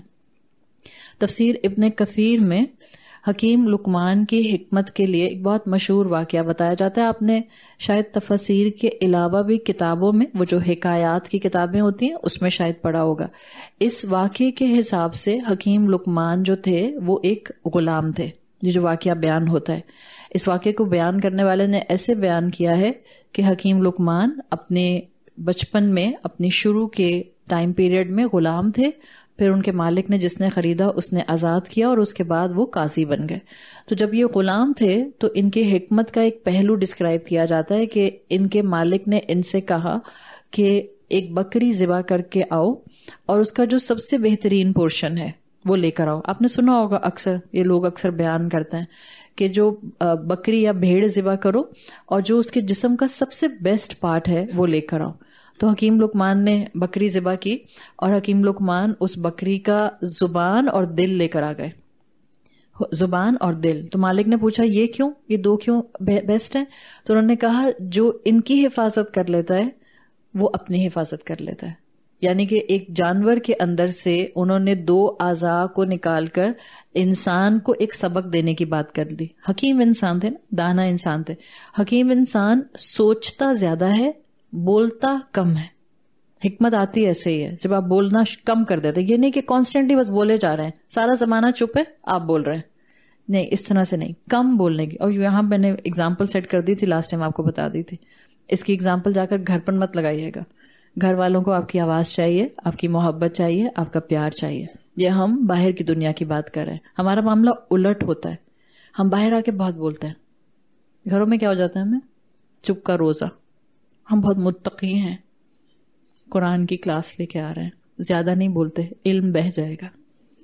گھر میں نہیں یہ کرنا ہوتا. گھر میں تو بولنا ہوتا ہے. وہ جو یہاں سے سیکھ کے گئے ہیں محبت اور کمپیشنیٹ ہونے کا پہلو، اس کو تو گھر والوں پر سب سے پہلے اپلائی کرنا ہوتا ہے. تو اب سیدھی سی بات، پہلا فیکٹر کہ انہوں نے کہا کہ بیسٹ پارٹ کسی بھی جانور یا کسی بھی مخلوق میں زبان اور اس کے دل کا ہو سکتا ہے. کچھ دن گزرے تو مالک نے پھر کہا کہ اب آپ جائیں ایک اور بکری ذبح کریں اور جو اس کا سب سے برا پارٹ ہے وہ لے کر آئیں. حکیم لقمان گئے اور اس کے بعد پھر دوبارہ وہی دو اعضاء لے کر آ گئے، زبان اور دل. اس لیے کہ انہوں نے کہا جب یہ کرپٹ ہوتا ہے تو پھر انسان جو ہے وہ پورے کا پورا ورسٹ ہو جاتا ہے. And same is the thing جو آپ کو اللہ کے رسول صلی اللہ علیہ وسلم کی احادیث سے بھی ملتی ہے. آپ کی زبان آپ کے دل کا آئینہ ہوتی ہے. امام ابن القیم الجوزی اپنی کتاب میں لکھتے ہیں آپ کی زبان ایک طرح سے چمچ ہوتی ہے، سپون، اور آپ کا دل بول ہے. یعنی آپ جو بول رہے ہوتے ہیں وہ آپ کے دل کی کیفیت ہوتی ہے جو ریفلیکٹ ہو رہی ہوتی ہے.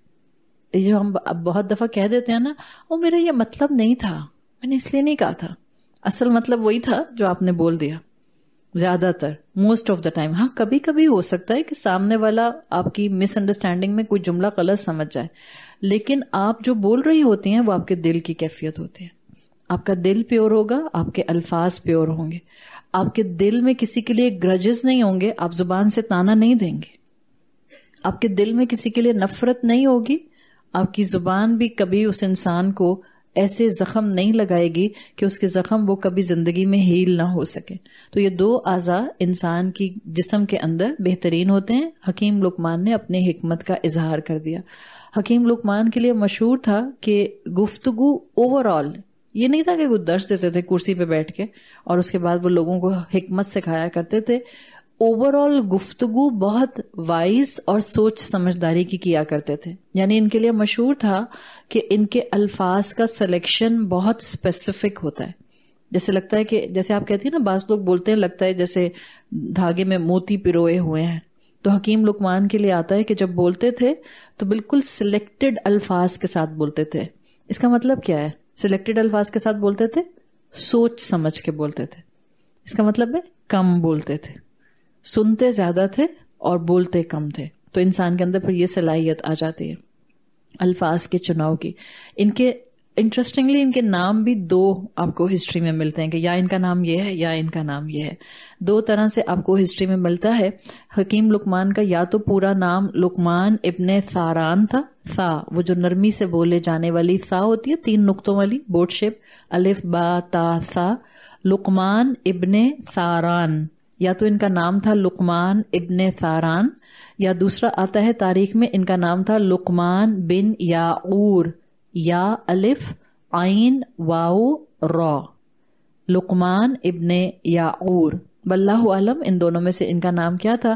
ان کے لیے تاریخ میں لکھا گیا ہے ان لقمان کان عبدا کثیر التفکر، اللہ کے ایک بندے تھے جو کہ بہت زیادہ سوچا کرتے تھے، بہت ریفلیکشن کیا کرتے تھے. حسن الظن، ہر ایک سے حسن الظن رکھتے تھے، گڈ ازمپشنز رکھتے تھے. کثیر الصمت، بہت زیادہ خاموش رہا کرتے تھے. احب اللہ فاحبہ اللہ، اللہ سے محبت کرتے تھے تو اللہ بھی ان سے محبت کرتا تھا.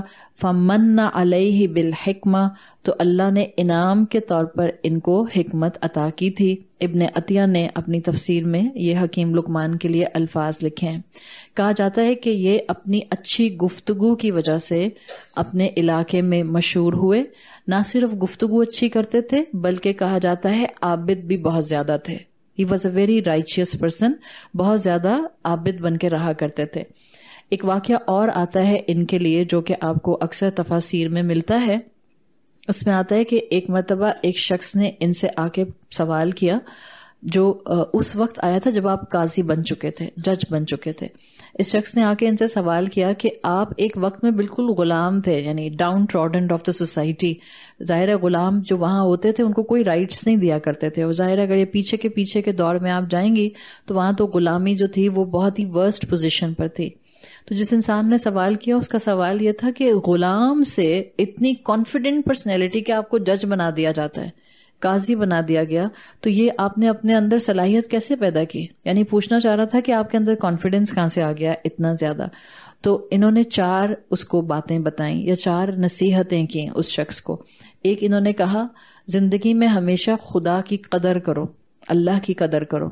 دوسرا انہوں نے کہا جو کمٹمنٹس تم پر آ جائیں ان کو بہترین طریقے سے نبھاؤ، یعنی وعدہ نبھاؤ ہمیشہ. تیسرا جو کہو سچ کہو، be truthful in your speech, ہمیشہ سچ بولو. اور چوتھی چیز انہوں نے کہی ہر اس چیز کو چھوڑ دو جس سے تمہارا کوئی کنسرن نہیں ہے. آپ میں حکمت آ جائے گی، آپ میں کانفیڈنس آ جائے گا. ایک اللہ کی قدر کرو، دوسرا کمٹمنٹس وعدے نبھاؤ، تیسرا be truthful in your speech, سچ بولو، اور چوتھا by not engaging in things which does not concern you, ان چیزوں کو چھوڑ دو جس میں تمہارا کوئی کنسرن نہیں ہے. ما لا یعنی، اللہ کے رسول صلی اللہ علیہ وسلم کی حدیث میں بھی الفاظ آتے ہیں من حسن الاسلام المرء، ایک انسان کے اسلام کی خوبصورتی کیا ہے؟ ترکہ ما لا یعنی، کہ وہ اس چیز کو چھوڑ دے جس کا اس سے کوئی تعلق نہیں ہے. اور ہم ہر ایک کے معاملے میں ناک گھساتے ہیں. آپ کب اٹھتی ہیں، آپ کب سوتی ہیں، آپ کے کتنے بچے ہیں، اس کو ناک گھسانا ہی کہتے ہیں. جس چیز کا آپ سے تعلق نہیں ہے اس کو چھوڑ دیں. جسٹ بی ریلیکس، اپنی چیزوں کی فکر کریں، اپنے معاملات کی فکر کریں، ان معاملات کی ضرور کھوج کرید کریں جن کو جان کر آپ کی زندگی میں بہتری آ سکتی ہے. ادروائز رسول اللہ صلی اللہ علیہ وسلم نے کہا ہے بہترین اسلام اس شخص کا اسلام ہے جو ہر اس چیز کو چھوڑ دیتا ہے جس کا اس کی ذات سے کوئی تعلق نہیں ہے. تو جب تک اتنی انفارمیشن آپ کے پاس آتی ہے، اس کے مطابق ایک اگلی انفارمیشن پھر ہم انشاءاللہ آگے بڑھتے ہیں، اور وہ یہ کہ حکیم لقمان کے بیٹے کے لیے آتا ہے کہ ان کا بیٹا جس موقع پر انہوں نے اپنے بیٹے کو نصیحت کی وہ بچہ نہیں تھا. جیسے یوسف علیہ السلام کا جب آپ واقعہ پڑھنا شروع کرتے ہیں تو یوسف علیہ السلام نے جب خواب دیکھا تھا سب سے پہلے اور اپنے والد کو آ کے یعقوب علیہ السلام کو سنایا تھا، ہی واز اے چائلڈ. اس وقت ان کو پیورٹی ہٹ نہیں کی تھی یوسف علیہ السلام کو. اس کے بعد جب ان کو بیچ دیا گیا غلام بنا کر، پھر کہیں جا کر ان کو پیوبرٹی ہٹ کرتی ہے، تو ہی واز اے چائلڈ. یہ حکیم لقمان کے جو بیٹے تھے جن کو نصیحت کی گئی ہے، ان کے لیے آتا ہے کہ یہ ظاہر ہے عمر میں بڑے تھے، اور اس کو اسکالرز نے گیج کیا ہے آیات کے فلو سے کہ ان کو ان کے والد نے شرک سے بچنے کی نصیحت کی تھی، اور یہ بتایا تھا کہ اگر شرک سے نہیں بچتا انسان تو اس کو ریپریمانڈ کیا جاتا ہے. اس سے انہوں نے گیج کیا کہ پیوبرٹی ہٹ کر چکے تھے، اس لیے کہ پیوبرٹی ہٹ کرنے سے پہلے انسان کی بک آف ڈیڈ نہیں کھلتی ہے. یعنی بچوں سے گناہ نہیں ہوتا ہے.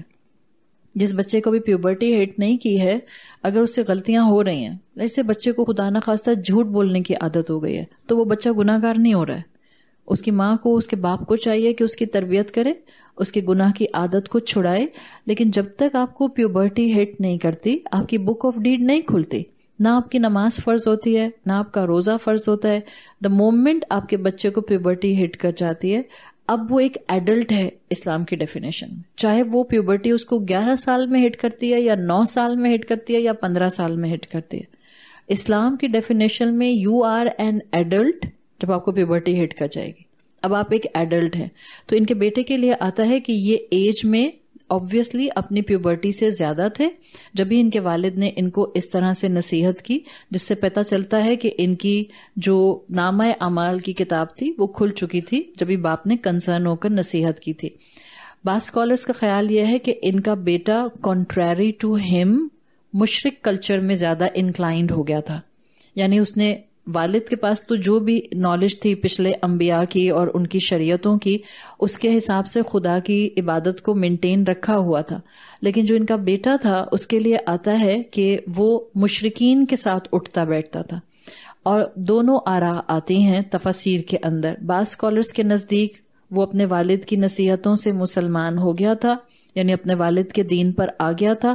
بعض اسکالرس کی ایکسپلینیشنز کے نزدیک اس نے آخری وقت تک اپنے آپ کو اسی چیز میں انوالو کر کے رکھا تھا. تو آیت نمبر جو 12 ہے یہ شروع ہوتی ہے. آیت نمبر 12 کے اندر آپ کو جو ملتا ہے اس کے الفاظ آتے ہیں وَلَقَدْ آتَيْنَا لُقْمَانَ الْحِكْمَةَ, یقیناً ہم نے لقمان کو حکمت عطا کی, أَنِشْكُرْ لِلَّهِ, کہ اللہ کا شکر ادا کرو. وَمَن يَشْكُرْ, اور جو شکر ادا کرتا ہے, فَإِنَّمَا يَشْكُرُ لِنَفْسِهِ, وہ اپنے لیے ہی شکر کرتا ہے. وَمَن كَفَرَ, اور جو انکار کرتا ہے یا ناشکری کرتا ہے, فَإِنَّ اللَّهَ غَنِيٌّ حَمِيدٌ, تو اللہ تعالیٰ یقیناً غنی ہے, سیلف سفیشینٹ ہے اور قابل تعریف ہے, حمید ہے, اس کو کسی اور چیز کی گنجائش ضرورت حاجت نہیں ہے. وَلَقَدْ آتَيْنَا لقمان الحکمت, پہلا ہم فریز اٹھا کر اس کو سمجھتے ہیں. اللہ تعالیٰ نے کہا کہ اللہ نے لقمان کو حکمت عطا کی تھی. آتینا یہاں پر القاء کے مفہوم میں ہے. القاء کا لفظ سنیں, القاء کر دینا, الہام کر دینا, ٹھیک ہے. اگر آپ حکیم لقمان کو نبی نہیں لیتے ہیں تو اس سے یہ پتہ چلتا ہے کہ یہ اللہ تعالیٰ کی طرف سے وہ انٹیوشن تھی جو غیر نبی کو بھی کی جاتی ہے. مثال کے طور پہ قرآن 2 واقعات مینشن کرتا ہے جہاں پر اسی القاء کرنے کا ذکر آتا ہے, 2 اور پرسنالٹیز کے ریفرنس میں جو غیر نبی ہیں اور ان پر القاء کیا گیا ہے. ایک تو ہے مریم علیہ السلام, جاری بتا وہ نبی نہیں تھیں, اللہ کی نیک بندی تھیں, تو اللہ نے ان پر القاء کیا تھا. دوسرا قرآن میں موسیٰ علیہ السلام کی والدہ کا ذکر آتا ہے. اللہ تعالیٰ نے موسیٰ علیہ السلام کی والدہ کے دل میں ڈال دیا, القاء کر دیا, الہام کر دیا کہ وہ اس پالیسی سے جس میں فرعون اس سال تمام بنی اسرائیلیوں کے لڑکوں کو مرڈر کر رہا تھا, اس پالیسی سے اپنے بچے کو بچانے کے لیے اس کو ٹوکری میں ڈال کر دریا میں بہا دیں. یہ اللہ تعالیٰ نے ان کے دل میں القاء کیا تھا, الہام کیا تھا. تو وہی جو ہوتی ہے وہ صرف انبیاء رسولوں کو دی جاتی ہے, اور جو جنرل القاء یا الہام ہوتا ہے یہ غیر نبی کو بھی ہو سکتا ہے. صحیح, آپ کے دل میں اللہ تعالیٰ ایک بات ڈال دیتے ہیں, آپ کے دل, آپ کہتے ہیں کہ بس اللہ نے میرے دل میں ڈال دیا, مجھے نہیں پتا کہاں سے آ گئی, اللہ نے ڈالا اور میں نے کر لی. تو یہ القاء جو ہے کسی بھی اچھی بات کی موٹیویشن, اٹس ناٹ لائک کہ خدا نہ خواستہ کوئی کہے کہ مجھے تو گناہ کرنے کی موٹیویشن الہام ہوا تھا اللہ کی طرف سے. You can't blame like this. القاء ہمیشہ کسی اچھی چیز کا ہوگا تو اللہ کی طرف سے ہوتا ہے. اسی چیز کو یہاں مینشن کیا گیا ہے کہ اللہ نے القاء کیا تھا. آتینا القاء کے مفہوم میں آتا ہے لقمان میں حکمت کو. حکمت وہی لفظ ہے جو آپ پیچھے کتاب حکیم میں پڑھ کر آ گئی ہیں. آپ اللہ کا حکیم ہونا پڑھ آئیں, آپ کو محسن کا حکمت والا ہونا بتا دیا, اور اب آپ کو ایک ریئل لائف انسان نظر آ رہا ہے جس نے تاریخ میں حکمت کے ساتھ زندگی گزاری تھی. حکمت کا مطلب حکم بھی ہے, حکمت کا مطلب احکامات بھی ہیں. حکمت کا مطلب محکم ہونا بھی ہے. یہی 3 ایلیمنٹس آپ کو بتائے تھے. تو جب آپ حکمت کو حکمت یعنی وزڈم کی شکل میں لیتی ہیں تو حکمت حکیم لقمان کو ایسے دی گئی تھی کہ ان کے پاس علم عقل کے ساتھ تھا, بغیر عقل کے علم نہیں تھا. میجورٹی ماسز کے پاس علم ہوتا ہے, عقل نہیں ہوتی ہے. علم کا عقل سے کیا تعلق ہے؟ علم حاصل کرنے کے لیے عقل چاہیے ہوتی ہے یا علم پر عمل کرنے کے لیے عقل چاہیے؟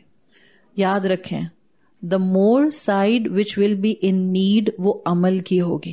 علم پر عمل کرنے کے لیے عقل کی ضرورت ہوتی ہے. ہمیں لگتا ہے نہیں علم حاصل کرنے کے لیے عقل کی ضرورت ہوتی ہے. علم حاصل کرنے کے لیے عقل کی ضرورت نہیں ہوتی ہے. آپ سے زیادہ تو پھر ٹرینڈ ہو سکتا ہے بندر ہو, برا نہیں منائیے گا. بندر ٹرین ہو جاتا ہے, وہ ڈگڈگی بجاتا ہے اس کا مالک, اور وہ جیسا کہتا ہے وہ ویسا ہی کرتا ہے. صحیح ہے. بندر باقی جانوروں کے مقابلے میں زیادہ انٹلیکٹ رکھتے ہیں, لیکن انسان کے مقابلے میں کم انٹلیکٹ رکھتے ہیں. آپ کو عمل میں کنورٹ کرنے کے لیے علم کے زیادہ عقل درکار ہوتی ہے. حکیم لقمان میں حکمت تھی. حکیم لقمان نے جو ان کے وقت کے رب کے دیے احکامات تھے ان کو بہترین طریقے سے اپنایا. تو حکیم لقمان کی پرسنالٹی میں سمٹری تھی, اس کا محکم ہونا تھا.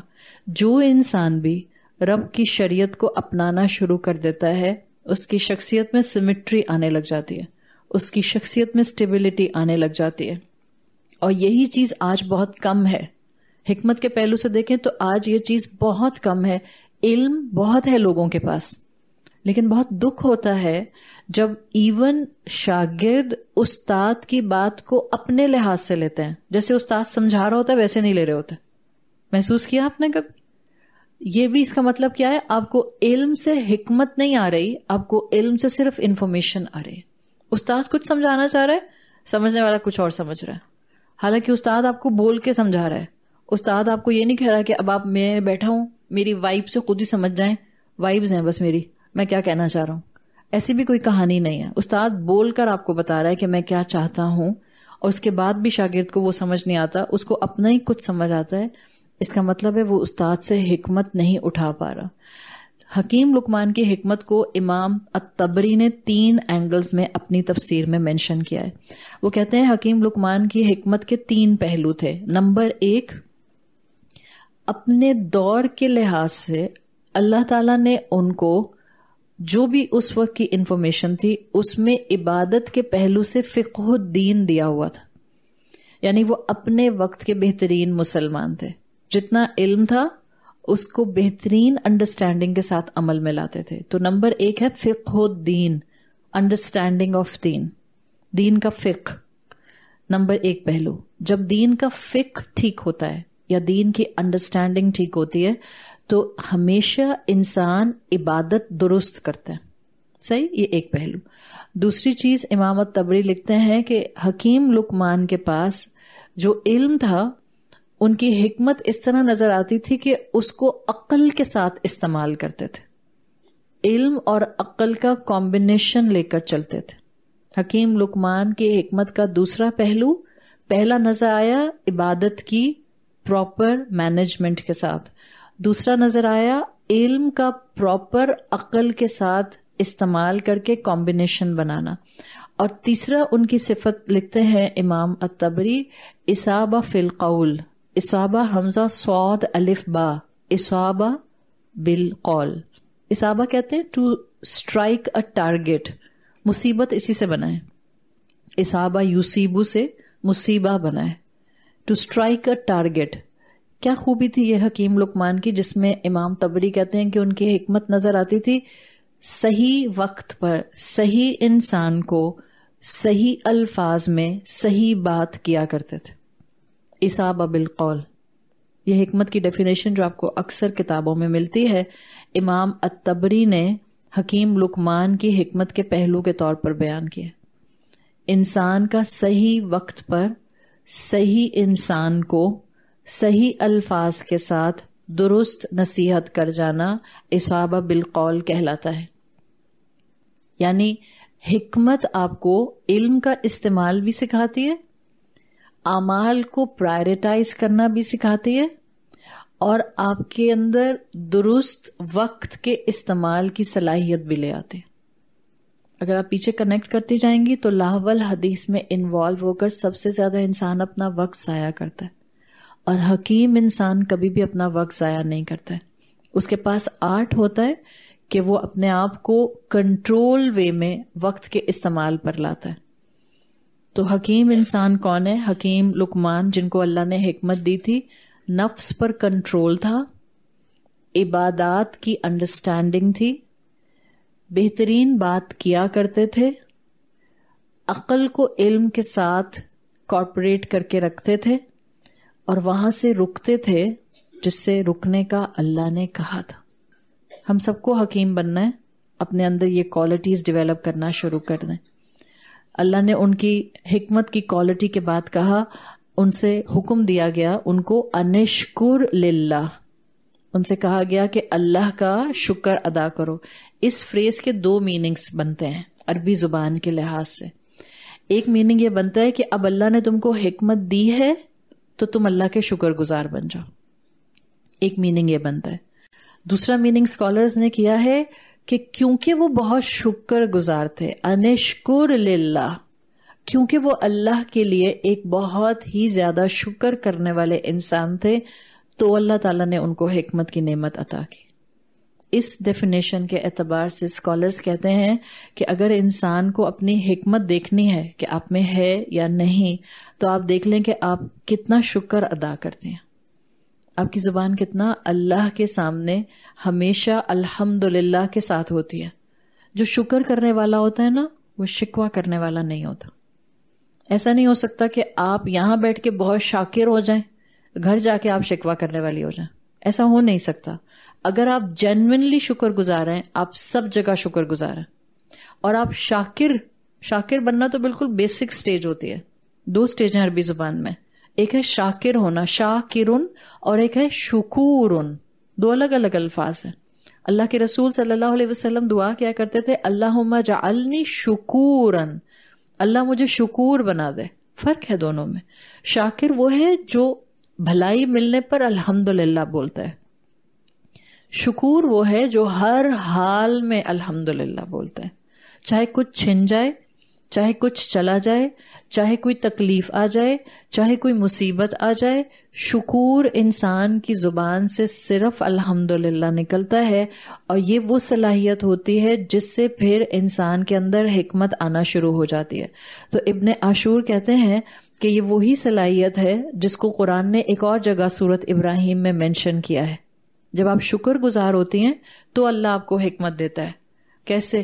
لَإِن شَكَرْتُمْ لَأَزِيدَنَّكُمْ، اگر تم شکر گزار ہوگے، لَأَزِيدَنَّكُمْ، اللہ نے کہا ہے، انتہائی تاکید کا اسلوب ہے، لَأَزِيدَنَّكُمْ، میں ضرور بالضرور یقیناً تم کو بہت زیادہ دوں گا. کیا؟ لَإِن شَكَرْتُمْ لَأَزِيدَنَّكُمْ، اگر تم شکر کرو گے میں تم کو بہت زیادہ بہت زیادہ بہت زیادہ دوں گا. کیا؟ کوئی ایک چیز نہیں.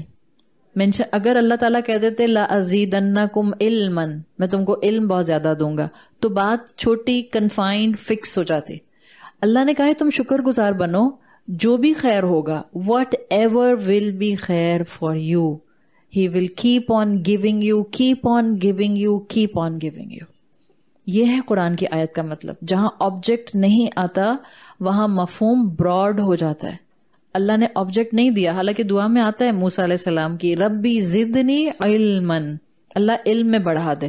وہاں آپ دعا کرتے ہیں، وہاں پہ آپ رزق کے بڑھنے کی بات نہیں کریں کہ کھانا بڑھ جائے، حسن بڑھ جائے، عقل بڑھ جائے. وہاں صرف بات ہو رہی ہے علم بڑھا دے. وہاں اسپیسیفک ہے، آبجیکٹ باؤنڈ ہے. سورت ابراہیم کی آیت میں آبجیکٹ باؤنڈ نہیں ہے. لَإِن شَكَرْتُمْ، جملہ شرطیہ، اگر تم شکر کرو گے، لَأَزِيدَنَّكُمْ، تو میں ضرور بالضرور یقیناً تمہیں ہر خیر کے پہلو میں بڑھا دوں گا، وہ آپ کو برکت دے دے گا. تو جتنا زبان سے شکر کر سکتے ہیں شکر اڈاپٹ کریں. آپ دیکھیں گے انشاءاللہ کہ شکر سے آپ کے اندر حکمت آنا شروع ہو جائے گی. اللہ کے رسول صلی اللہ علیہ وسلم کی حدیث آتی ہے جس کے الفاظ آتے ہیں، الطائم الشاکر بمنزلۃ الصابر. शुक्र अदा करके खाने वाला सब्र करने वाले के बराबर के दर्जे पर आ जाता है। मिसाल के तौर पर, ये फर्ज रोजे की बात नहीं है, मैं मिसाल जो दे रही हूँ, मिसाल के तौर पर निफली रोजों की बात है। एक आप हैं और एक आपकी फ्रेंड है। आप रोजा नहीं रखती हैं, लेकिन आपकी फ्रेंड हर मंडे के मंडे रोजा रखती है, तो इसका मतलब है कि अल्लाह ने उसको मंजिलत साबिर पर रखा है, अजर कमा रही है रोजा रख के, निफली रोजा। आप रोजा नहीं रखती हैं, लेकिन इस हदीस के मुताबिक आप निहायत शुक्र गुजार हैं। खाना खाती हैं तो हर लम्हे शुरू करने से लेकर उसको मुकम्मल करने तक आप शुक्र के पहलू से कंप्लीटली ड्रेंच होते हैं। आप हर निवाले पर शुक्र करते हैं। तो आपकी मंजिल वही है जो अल्लाह के रसूल सल्लल्लाहु अलैहि वसल्लम ने यहाँ एक सब्र करके रोजा रखने वाले की मंजिल बताई है। यहाँ हम रमजान के रोजों की बात नहीं कर रहे, मैंने बता दिया। द अत्ताइम शाकिर बि मंजिलत साबिर, इसका एप्लीकेशन होता है निफली रोजों को समझाने के लिए कि अगर आप शुक्र गुजारी के साथ खाना भी खाएंगी ना, तो अल्लाह को आपकी शुक्र गुजारी पसंद आएगी। सो पहला पहलू मैंने आपको सिखाया है हिकमत का। अगर हिकमत अपने अंदर लेकर आनी है, शिकवा शिकायतें छोड़ दें और शुक्र करने वाली बन जाएं। जो अल्लाह का शुक्र करता है वो लोगों का शुक्र करता है, जो अल्लाह का शुक्र नहीं करता वो लोगों का शुक्र नहीं करता। So it will go hand in hand, एक दूसरे के साथ साथ कॉन्स्टेंटली। आज से अपने घर वालों में अपने माँ बाप का शुक्र अदा करने वाले बन जाएं। लीव दिस सेंटेंस, आपने तो कभी मेरे लिए कुछ किया ही नहीं। This is a favourite sentence. आपने कुछ भी नहीं किया कभी भी, आपने मेरे लिए कभी मेरी बात मानने के लिए कुछ नहीं किया। And same is the case with the wives. सिर्फ बच्चों को नहीं डांटना, सब जाके अम्माएं बताएंगी बेटा ना शुक्री छोड़ दो, बहुत ना शुक्री करते हो, मैं सुन के आ गई हूँ। हम अपने लिए भी सुन के जाएं, अपने शोहरों को कहना छोड़ दें आपको तो मेरा एहसास ही नहीं होता कभी भी। ये जो भी आप इस कुर्सी पे बराजमान हैं 1.25 घंटे से, वो आपके शोहर ने ही आपको अल्हम्दुलिल्लाह इस वक्त इस तरफ, इस डायरेक्शन में अल्लाह की तौफीक से भेजा हुआ है। तो be thankful for the people. अल्लाह के साथ शाकिर इंसान लोगों के साथ शाकिर बनने की सलाहियत में जरूर आता है। जब आप इस कैपेसिटी के साथ होते हैं, अल्लाह आपको हिकमत अता करना शुरू कर देता है। अल्लाह ताला हमें बेहतरीन तरीके से कुरान के इल्म से हिकमत समेटने वाला बना दे। अल्लाह हमें जुबान में, अल्फाज में वो शुगुफ्तगी और सिलेक्शन दे दे कि जिससे सिर्फ और सिर्फ हमारा बोलना भी इबादत के पहलू में शुमार हो। अल्लाह ताला हमारा यहाँ आना और इस टीम का यहाँ पर ये सारी मेहनत करके अरेंज करना कबूल फरमाए। अल्लाह आप सबको बेहतरीन अजर दे। आप में से कुछ लोग बहुत दूर दूर से आ रहे हैं। अल्लाह आपके रिसोर्सेज में, सेहत में, ईमान में बेहतरीन बरकत अता फरमाए, खैर के पहलू आपको अता फरमाए। अल्लाह ताला यहाँ आने वालों को बेहतरीन अजर दे, इसलिए कि बहरहाल डबल एफर्ट कर रहे हैं। जो लोग ऑनलाइन सुन रहे हैं, अल्लाह उनके लिए भी आसानियां फरमाए। अल्लाह तमाम हाजरीन की दुआएं कबूल फरमाए। अल्लाह ताला तमाम बीमारों को शिफाए कुल्ली अता फरमाए। रमज़ान आधा ऑलमोस्ट हो गया है, आज 14th रोज़ा है, ऑलमोस्ट आधा रमज़ान हो गया है, बहुत तेज़ी से हाथ से निकल रहा है। दुआएं करना मत भूलें, अस्कार करना मत भूलें, कुरान पढ़ना मत भूलें, अपनी इबादात को इंटैक्ट रखें। अल्लाह से दुआ करें कि अल्लाह हम इस रमज़ान से ना निकलें मगर इस हाल में कि आप हमें बख्श चुके हों। अल्लाह हमें बेहतरीन तरीके से अपने वालिदैन के लिए और हमारी औलादों को हमारे लिए बेहतरीन सदका जारिया बना दीजिए। अल्लाह हमारा यहाँ आना, पढ़ना, पढ़ाना कबूल फरमा ले और हमें अपने रास्ते पर अमले सौले करके दौड़ने वालों में शामिल फरमा ले। जज़ाकिल्लाहु खैरन। टीम आपको माइक दे रही है जिसमें आप में से सवाल जवाब पूछने हैं। अस्सलाम वालेकुम। जी वालेकुम अस्सलाम रहमतुल्लाह। मैम एक सवाल आपसे पूछना था कि जैसे हकूकुल्लाह होते हैं, जैसे जब हम तौबा का मामला होता है तो बंदा और अल्लाह के सामने होता है, जैसे पता नहीं होता जो गुनाह, जैसे आपने बताया लेक्चर्स में ना, जो गुनाह पता ना हो, लेकिन अब जो हमने पीछे इतनी गीबतें और इतने गुनाह कमाए हैं, अब अगर जैसे कहा जाता है कि उनसे माफी मांगना जरूरी है, तो वो तो हमें मार देंगे अगर हमने सबको बता दिया हमने ये कहा है, स्पेशली इन लॉज के हमने तो बहुत गिफ्तें की हुई है, तो अब इसका क्या कफारा अदा करें? सच तो नहीं बोल सकते। जी बिल्कुल सही कह रही हैं। इनका सवाल यह है कि जो माजी में गुनाह या खासतौर पे गुनाह में इन्होंने स्पेसिफाई कर दिया, गीबत हो गई है, तो अब अगर उनसे माफी मांगेंगे तो वो हमारे सर पर बाल नहीं छोड़ेंगे। तो बेहतर है कि अब हम क्या करें, तो उसमें आसान सा तरीका है, हिम्मत नहीं आती इंसान में, ये भी हकीकत है। दुनियावी लिहाज से कोई भी रुस्वा नहीं होना चाहता, और ये भी हकीकत है कि लोग बहुत जालिम होते हैं। ایک انسان آ کے اتنا بڑا دل کر کے اگر آپ سے یہ کہہ بھی دیتا ہے, آپ اپنے آپ کو اس کام کے لیے تیار کریں. اگر کوئی کل کو آپ کے پاس آ کے کہتا ہے کہ بہن میں نے آپ کی پچھلے سالوں میں بڑی غیبت کی تھی, تو بڑا دل کر کے ان کو گلے لگا لیجیے گا.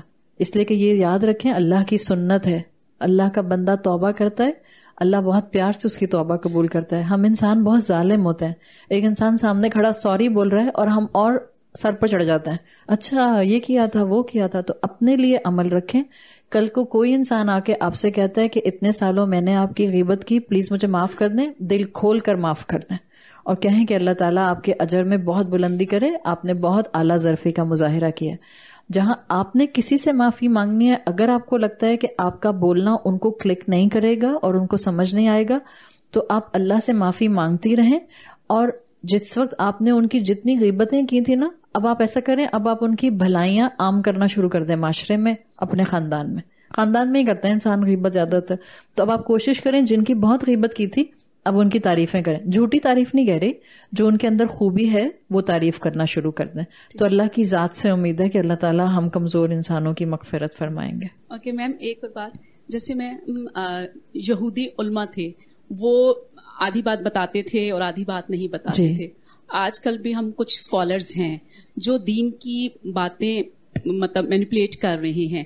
اب یہ لوگ کیا منی کے لیے یا منی گیم ہو رہی ہے کہ جیسے بہت سارے مطلب میں نام نہیں لے سکتی ان اسکالرس کے, جی, لیکن وہ ایسا کچھ کر رہے ہیں. تو جیسے کل میں گھر گئی تو میرے ہسبینڈ نے پرٹیکولرلی کہا کہ دیکھیں آپ یہ چیز پریکٹس کر رہی ہیں اور یہ دیکھیں اتنے مطلب فتوے, لیکن ماشاءاللہ ہمیں تو قرآن کی وجہ سے سب کلیئر تھاٹس ہو گئے ہیں. لیکن یہ میم کیوں کر رہے ہیں, مطلب منی ہے اس کے پیچھے؟ اللہ کے رسول صلی اللہ علیہ وسلم کتنے جھوٹے انبیاء کی پروفیسی کر کے گئے. انبیاء کی, مسلمہ کذاب تو آ ہی گیا تھا آپ کی زندگی میں, اور اس کے بعد بھی کتنے جھوٹے انبیاء دعویٰ کریں گے اٹھ کے اللہ کے رسول کے بعد. تو ابھی تو کسی نبی ہونے کا دعویٰ نہیں کیا انسان نے. یہ آزمائشیں ہیں, یہی امتحان ہے, سیدھا سا طریقہ ہے جو آپ اگر آپ اپنے آپ کو قرآن سے ایک جگہ اٹیچ کر لیں. میں بار بار جب کہتی ہوں نا کسی ایک جگہ اٹیچ کر لیں, اس سے یہ ہوتا ہے فائدہ کہ آپ کو کم سے کم اسلام کا مزاج سمجھ آنا شروع ہو جاتا ہے. ہاں دعا مانگ کر جائیے کہ اللہ جہاں حق بتایا جاتا ہے مجھے وہاں لے کر جائے. اور پھر جو اس طرح کے فتنے ہوں گے ان فتنوں کے اوپر زیادہ بولے نہیں. آپ مت اپنے وہاں پر گھر میں, ظاہر ہے ایک انسان ٹی وی پر آ رہا ہے, میں نے آپ کو شاید اپنے لیکچرز میں ذکر کر دیا تھا لاہو الحدیث کے اندر, یہ ایک پورا مائنڈ گیم ہوتا ہے. آلریڈی لوگ اسلام کے خلاف ہیں, آلریڈی لوگوں کو اسلام کو سامنے پریویل نہیں ہونے دینا. تو کفر اپنی پوری زور لگائے گا کہ کسی بھی طرح سے مسلمان امت کا اتحاد توڑا جائے. اس اتحاد کو توڑنے کے لیے ہی آپ کو یہ class distinctions with in religious bracket ملتے ہیں. مجھے نہیں پتا آپ میں سے کتنے لوگوں نے اسٹڈی کیا ہے, لیکن اگر آپ کو پتا ہو کہ یہ ایکسٹریمسٹ مسلمان کا ایک شوشہ جو آپ کو نظر آتا ہے اور یہ ڈیولپ ہوا ہے, یہ پلانٹڈ ہے امت کے اندر. کہاں سے اللہ کے رسول صلی اللہ علیہ وسلم اور صحابہ کرام کا دین آپ کو ایکسٹریمسٹ سائٹ پر نظر آتا ہے؟ بہت ہی سلجھا ہوا دین ہے, کسی کے اوپر ڈنڈا نہیں چلاتا, صاف اور صاف لوگوں کو انکریج کرتا ہے کہ انسان چھوٹے چھوٹے قدم ہی لے لیکن اپنے رب کی محبت میں آگے بڑھے. یہ فتنے ہیں, یہ فتنے رہیں گے, اور اس دنیا کے اندر آپ کو اور مجھے انہی فتنوں میں اسلام کو تھام کر رہنا ہے. جتنی آپ کی بیس سٹرونگ ہوگی, جتنا آپ خود قرآن کے ساتھ کنیکٹڈ ہوں گی, اس طرح کے فتنوں کو کیٹر کرنا آ جائے گا. آپ کے گھر والے کسی ایسے انسان کو سنتے ہیں جو ایک مین سٹریم اسلام سے ہٹ کر, مین سٹریم ایکسپلینیشن سے ہٹ کر, رسول اللہ اور صحابہ کی ایکسپلینیشن سے ہٹ کر ایکسپلینیشن کر رہا ہے, آپ سمپل ایک جملہ بول کے بالکل چپ ہو جائیں, اللہ تعالیٰ ہم سب کو ہدایت دے. That's it. کوئی بحث نہیں, کوئی لمبی چوڑی ڈسکشن نہیں, بیکاز ہوگا کیا, وہ عالم صاحب تو اسکرین کے پیچھے, وہ تو اسکرین شٹ ڈاؤن ہو جائے گی, پھڈا کس کا ہو جائے گا؟ آپ کا اور آپ کے ہسبینڈ کا. سو بی ویری کیئرفل. آپ کو کوئی ایسی چیز ملتی ہے, آپ ان سے کہہ دیں ٹھیک ہے اللہ ہم سب کو ہدایت دے, اللہ ہمیں ہمیشہ ہدایت کے معاملے پہ رکھے. بٹ یہ ان معاملات میں آپ کو کیئرفل ہونے کے لیے صبر بھی وہیں سے ملے گا اور حکمت بھی وہیں سے ملے گی جب آپ خود کو قرآن سے انٹیکٹ کر کے رکھیں گے. ٹھیک ہے جی. السلام علیکم. وعلیکم السلام. جب ہم کسی کو جا کے کہیں گے کہ ہم نے آپ کے اتنے گلے کیے ہیں تو وہ کہے گی کوئی نہیں بہن میں نے بھی تمہارے کافی گلے کیے ہیں. آئی تو بہت ہی اچھا ہو گیا, ٹیٹ فار ٹیٹ.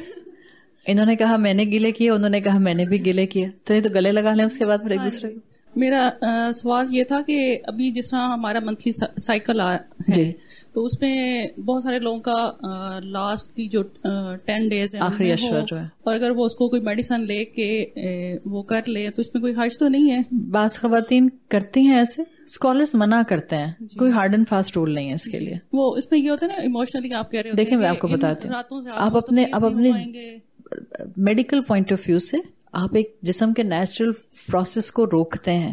جب اس کو روکتے ہیں نا، وہ کہیں نہ کہیں اور کسی چیز کو سبسائڈ کرنے کی بجائے ایگریویٹ کر دیتے ہیں. تو اس لیے ڈاکٹرز بھی منع کرتے ہیں اور اسکالرز بھی منع کرتے ہیں. لیکن اگین وہی بات آ جاتی ہے، کیونکہ ہم عمرے میں استعمال کر رہے ہوتے ہیں تو کوئی ہارڈ اینڈ فاسٹ رول نہیں ہے. بٹ بہتر ہے کہ اللہ تعالیٰ نے ایک نیچرل نظام آپ کو دیا ہے، آپ کو اللہ تعالیٰ نے چھوٹ دی ہے کہ آپ اس وقت چھوڑ سکتی ہیں، آپ بعد میں اس کو رکھ لیں. تسبیحات کی کمی نہیں ہے، لیکچر سننے جا سکتی ہیں، لیکچرز کلاس میں بیٹھ کے سن سکتی ہیں. آپ کوئی کتاب اپنی جو ہے وہ پڑھنے کے لیے 1 ہفتے کا ٹارگٹ لے کے اس کو مکمل کر سکتی ہیں. There are lots of things. آپ اس 1 ہفتے میں اپنے ریلیٹیوز اور محلے میں افطاریاں بانٹنا شروع کر دیں خود بنا کے. تو آپ کو انشاءاللہ وہاں جو آپ کا باقی سارے دن آپ کے حقوق اللہ پر لگ رہے تھے، مور اور لیس حقوق العباد بھی آپ کا یہ سائٹ کور ہو جائے گی. باقی ٹائم آپ بے شک مت لگائیں افطاریاں اور ٹرے بنانے میں. ان دنوں کے اندر ایک ٹارگٹ کر لیں. It's a very sensible approach کہ آپ نے کہیں افطاریاں بنا کے بھیجنی ہے، اپنے محلے میں دینی ہے، ریلیٹیوز میں دینی ہے، اپنے آس پاس لوگوں کو دینی ہے. ان دنوں کے لیے سیف رکھا کریں. جن کے ٹائم گزر گئے ہیں وہ ٹھیک ہے، نیکسٹ ٹائم کے لیے پلان کر لیں. تو آپ کو بہت اچھی فیلنگز آئیں گی. ان 6-7 دنوں کے اندر آپ فون کالز جن رشتے داروں کو بہت دن سے نہیں کی ہوئی، آپ ان دنوں میں ان سے ٹیکسٹ میسج کر کے کہ اف دے آر اویلیبل، رمضان میں ہر ایک کی اپنی روٹین ہوتی ہے، آپ یہ کر لیں. دیکھیں اسلام بہت پریکٹیکلٹی کا دین ہے. یہ کر کے آپ اور میں اپنے آپ کو اس چیز پہ لے کے جا رہے ہیں جس کی ذمہ داری اللہ نے ہم پر نہیں ڈالی ہے. تو بہتر ہے ایک نیچرل فلو میں چیزوں کو لے کر جائیں، ورنہ خدا نخواستہ اگر صحت پر اثر آئے گا، ہر وہ پروسیجر، ہر وہ میڈیکیشن، ہر وہ طریقہ علاج، ہر وہ کیپیسٹی جو لانگ ٹرم آپ کی صحت کو نقصان پہنچائے گی، اسلام کی نظر میں پسندیدہ نہیں ہے.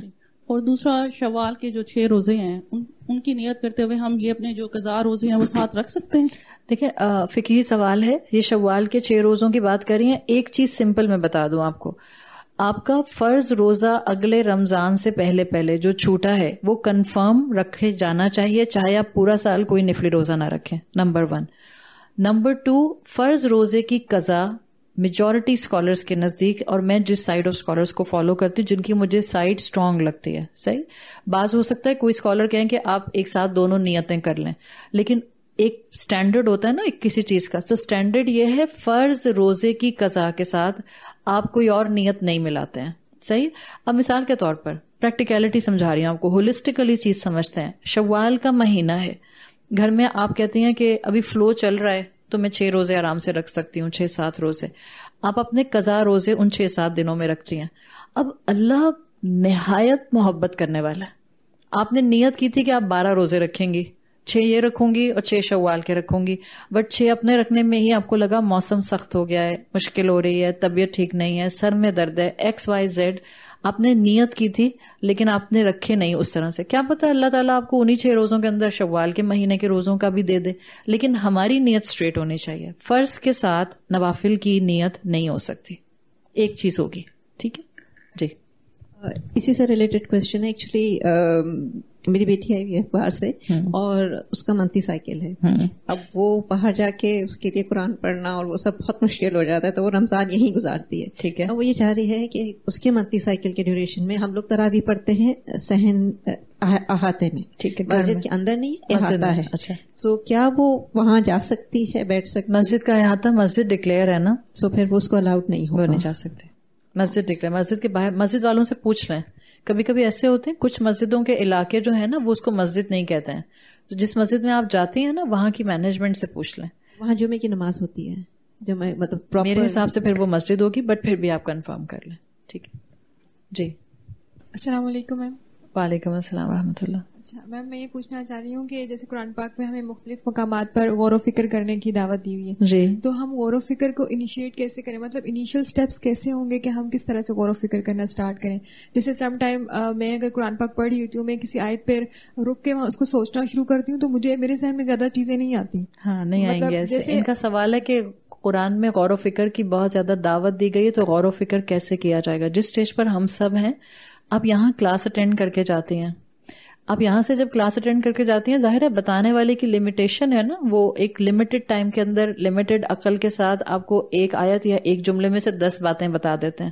ہو سکتا ہے جب آپ گھر جا کر ان سارے جملوں کو سوچتی ہوں تو آپ کو اپنی زندگی کے آس پاس سے کوئی چیز اس وقت ریلیٹ کرتی ہوئی سمجھ آتی ہو سکتا ہے 2 دن کے بعد آپ کو ہٹ کرتا ہو کہ اچھا شکر کا مطلب یہ والی چیز بھی تھی جو میری زندگی میں یوں ہو سکتی ہے, اگر میں نے اس کا شکوہ یوں کر دیا تو شاید میرے اندر شکر کی کیفیت ختم ہو جائے گی. یہ جو آپ قرآن کے علم سے خود کو کنیکٹڈ رکھتے ہیں اور کانسٹنٹلی کنیکٹڈ رکھتے ہیں, یہ ایک کانسٹنٹ پروسیجر آپ کو اصل میں ایک تھنکنگ پروسیس کی طرف پش کرتا ہے. اٹس ناٹ لائک کہ اب میں بیٹھ گئی ہوں, میں سوچنے بیٹھ گئی ہوں.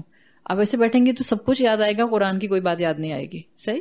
سو آپ قرآن کی کلاس کے ساتھ کنیکٹڈ رہتے ہیں, ایک سائڈ سے آپ علم حاصل کرتے رہتے ہیں, دوسری سائڈ سے آپ علم کو قید بھی کر رہے ہوتے ہیں. اور علم کا قید کرنا ہوتا ہے کہ جب آپ, جیسے آپ میں سے بہت سی ماشاءاللہ خواتین یہاں پر لکھ رہی ہیں, یہ جو صلاحیت آپ کے اندر آئے گی نا, اس سے آپ کے اندر اس کے بعد, رمضان گزر جانے کے بعد, کبھی چلتے پھرتے آپ کو کوئی چیز ہٹ کرے گی جو آپ نے یہاں سنی ہوگی اور اپنے ہاتھ سے لکھی ہوگی, تب آپ کو محسوس ہوگا کہ جتنا علم سے کنیکٹڈ رہے انسان تو غور و فکر کی صلاحیت بڑھتی جاتی ہے. ٹھیک ہے, stay your self connected with the Quran class. بولیے. وعلیکم السلام. میرا کوشچن تھوڑا سا مائک اونچا کیجیے. صدقات اور زکوٰۃ کے بارے میں ہے کہ جیسے آج کل حالات ہیں, ہمارے ارد گرد بہت سے ایسے لوگ ہیں جو اس کے مستحق ہیں, اینڈ سیکنڈلی جو مسلم ممالک میں آفات آتی ہیں, تو ہماری بہتر اپروچ کیا ہے کہ کیا ہمیں اپنے صدقات زکوٰۃ اپنے ہی جگہ پہ دینا بہتر ہے یا ان ممالک میں بھیجنا بہترین ہوگی؟ ڈپینڈنگ کرتا ہے, یو ہیو ٹو پرائرٹائز. اگر آپ کے آس پاس لوگ جو ہیں وہ جینوئنلی ایسے لوگ ہیں کہ جن کو واقعی ضرورت ہے, تو یقیناً آپ کا ایریا, جیسے آپ کا خاندان ہے نا, آپ پروگریشن کے ساتھ آگے جاتے ہیں, سرکلز آف سوسائٹیز میں جاتے ہیں. تو اگر آپ سرکل آف سوسائٹی میں جائیں گی تو آپ کی زکوٰۃ کا پہلا حق جو ہوگا آپ کے ریلیٹیوز میں کوئی اگر ڈیزرونگ ہے, اس کے بعد آپ کے معاشرے پہ, اور اس کے بعد وہ معاشرے کی بریکٹ سے باہر نکلے گا. سو پرائرٹائز اسی طرح سے کرتے ہیں, بہتر ہے اپنا علاقہ پہلے. جی اچھا, پیچھے بھی کوئی ہاتھ اٹھا رہا ہے. ارم, بات. السلام علیکم. وعلیکم السلام رحمۃ اللہ. جی, یہ this is related to the previous question asked. آپ نے کہا کہ اگر آپ نے کسی کی غیبت کری ہے تو سب سے پہلے ہے آپ اس سے جا کے سوری کہیں, معافی مانگیں, آپ توبہ کریں. کیا یہ بھی اس میں ایڈڈ ہو سکتا ہے کہ آپ ان کے نام کا کوئی صدقہ دے سکتے ہیں؟ جی, اگر آپ کرنا چاہ رہی ہیں تو آپ کر سکتے ہیں, بالکل کر سکتے ہیں. جی. السلام علیکم. وعلیکم السلام. ابھی انہوں نے روزوں کی قضا روزوں کی بات کی ہے, تو ہم جو پیر اور جمعرات کے سنت ایک روزے ہوتے ہیں, کیا اس کے ساتھ وہ ملا کے رکھے جا سکتے ہیں کہ سنت کی نیت ہو جائے اور قضا کی؟ آپ نے نفل کی بات کی تھی, آپ نیت نہیں کرتے ہیں, آپ رکھ لیں پیر اور جمعرات کو, اللہ چاہے گا انشاءاللہ تو آپ کو پیر جمعرات کے مسنون روزوں کا بھی ثواب دے دے گا. پوائنٹ سمجھ جائیں. نیت ایک, جب آپ نے ایک نیت, آپ کی ایک ویسل ہے, وہ ویسل آپ کی قضا فرض کی وجہ سے فل ہو گیا ہے. گلاس کی کیپیسٹی 250 ml ہے, میں اس میں 500 ml پانی ڈالنے کی کوشش کروں گی, کیا ہوگا؟ بہ جائے گا. ٹھیک ہے. سو قضا روزے کی نیت آپ کے اس ویسل کو, نیت کے ویسل کو فل کر دیتی ہے. اب آپ نے رکھنا شروع کیا, کسی نے کہا میرے 200 روزے چھوٹے ہوئے, نہیں پتا تھا, پہلے روزے نہیں رکھتے تھے, اب کسی کے 200 روزے چھوٹے ہوئے, ظاہر ہے اس کے پاس یہ بریکٹ نہیں ہے کہ وہ ایک ہی گو میں رکھے, تو وہ سٹیگر کر لیتا ہے. آپ کہتی ہیں میں ہر منڈے تھرسڈے روزہ رکھوں گی, تو اب انشاءاللہ آپ کا یہ ریگولر قضا روزہ اپنا پورا کرنا انشاءاللہ اللہ کی رحمت سے این ممکن ہے. اللہ کے خزانوں کے حساب سے ہم مانگتے ہیں, ہم نیت کریں گے فرض روزے کی, قضا کی, لیکن آپ پیر اور جمعرات کے ایک مسنون روزے کا اجر بھی انشاءاللہ اپنے نام اعمال میں نکلتا ہوا دیکھ لیں گی, اس کی رحمت سے امید ہے. ایک اور پلیز. جی, انہوں نے سوچ و بچار کی بات کی تھی, میں اس میں تدبر کی میننگ بھی جاننا چاہ رہی تھی کہ ایک تدبر کرنے کا بہت ثواب ہے. کہتے ہیں اگر آپ پوری رات نفل پڑھیں تو اس سے بہتر آپ اگر ایک آیت پہ تدبر کر لیں, اس کا بہت اجر و ثواب ہے. تو تدبر کے میننگ اب سوچ و بچار سے کنیکشن اگر بنائیں, اور یا تدبر ایک بہت کوئی بڑی چیز ہے, اس کے لیے ہمیں تفاسیر کا علم ہونا چاہیے, یا ہم اپنے پرسنل ایکسپیرینس سے اس کو کنیکٹ کریں. تو بیسکلی تدبر کو تھوڑا سا, ان کا سوال ہے تدبر, انہوں نے تفکر کی بات کی تھی, انہوں نے تدبر کی بات کی, جمپ لگائی انہوں نے. دیکھیں قرآن کی تعلیم کو نا سٹیجز کے اندر آپ حاصل کرتے ہیں. پہلی چیز جو بالکل ترجمہ پڑھ کے آپ کو, کسی بھی انسان کو ترجمہ سمجھ کے بھی مل جاتی ہے, بیسک نصیحت, وہ آپ کو کہتے ہیں کہ تذکر کے لیول سے مل جاتی ہے, نصیحت کے لیول سے, تذکر ذکرہ سے ہے. سو پہلا لیول ہے تذکر, اس کے بعد آتا ہے تفکر, اور اس کے بعد آتا ہے تدبر. تدبر میجورٹی آف دا ٹائم آپ کو استادوں کے ساتھ کرنا پڑتا ہے, بیکاز اگر آپ کسی استاد کے ساتھ رہی ہیں جن کو تدبر کرنا آتا ہے اور آپ کو اسٹڈیز ہیں, پھر پری ریکوزٹس ہیں تدبر کرنے کے. عربی زبان پر گرپ, عربی زبان کا محاورہ جو اس وقت کا محاورہ ہے جب قرآن نازل ہو رہا تھا, بیکاز آج عرب وہ محاورے نہیں بولتے ہیں, اس طرح سے استعمال نہیں کرتے جو کہ نزول قرآن کے وقت میں تھا. سو تدبر القرآن از دا ہائیسٹ اسٹیج, جس کو آپ پھر کئی اینگل سے پری ریکوزٹس کو پورا کرتے ہوئے پھر کر سکتے ہیں. ذاتی رائے بہت کم آتی ہے اس میں, پھر آپ کو کلاسیکل ٹیکسٹ کو کھنگالنا پڑتا ہے. صحیح ہے. سو تذکر اینڈ تفکر, these both are the stages جو آپ علم حاصل کرتے ہوئے کر سکتے ہیں. جی وعلیکم السلام ورحمۃ اللہ. میرا سوال یہ ہے کہ اچانک موت سے پناہ مانگی گئی ہے, جی ٹھیک ہے, اور اگر ہم نے اپنے ارد گرد کسی بہت ہی قریبی کو بہت بیمار میں دیکھا ہو تو ہم کہتے ہیں کہ اللہ تعالیٰ ہمیں موت کی سختی سے بچانا, محتاجی اور بیماری سے بچانا. جی تو پھر کیسی موت کی دعا کریں کہ وہ میرے جیسا ڈرپوک بندہ جو ہے وہ آسانی سے, وہ جو ہم دعا اکثر کلاس میں اپنے آخر میں کرتے ہیں نا کہ اللہ ایسے حال میں موت دے کہ ہم اپنے انجام سے راضی ہوں اور آپ ہم سے راضی ہوں, یہ بہتر جملہ ہے. یا اللہ ہمیں کلمے پر موت دے, باقی معاملہ چھوڑ دیں. موت آپ کی اور میری ہمارے اپنے ڈیزائنر لحاظ سے نہیں آئے گی, یاد رکھیے گا. موت ویسے آئے گی جیسے لکھی ہوئی ہے, اور ہم میں سے ہر ایک کی موت کا پیٹرن لکھ دیا گیا ہے. یاد رکھیں, ہم نے ایکسیڈنٹ سے مرنا ہے یا بیماری سے مرنا ہے یا کارڈیک اریسٹ سے مرنا ہے یا نروس بریک ڈاؤن سے مرنا ہے, یہ ہم میں سے ہر ایک کا, جس وقت ماں کے ووم میں بچے کے اندر روح ڈالی جاتی ہے اسی وقت اس کے مرنے کا انداز اور مرنے کی تاریخ ڈال دی جاتی ہے. تو وہ تو لکھا ہوا ہے. صحیح ہے. اب ہم دعا کرتے ہیں. اللہ کے رسول صلی اللہ علیہ وسلم نے دعا سکھائی ہے کہ اللہ ہمیں موت کی بے ہوشیوں سے اور موت کی ڈبکیوں سے بچا لے. صحیح. تو آپ دعائیں پڑھتے رہتے ہیں. باقی ایک اپنا, اگر آپ کو موت کا خوف رہتا ہے تو یہ دعا مانگیں کہ اللہ مجھے ایسے حال میں موت دے کہ میں اپنے انجام سے راضی ہوں اللہ, اور آپ مجھ سے راضی ہوں.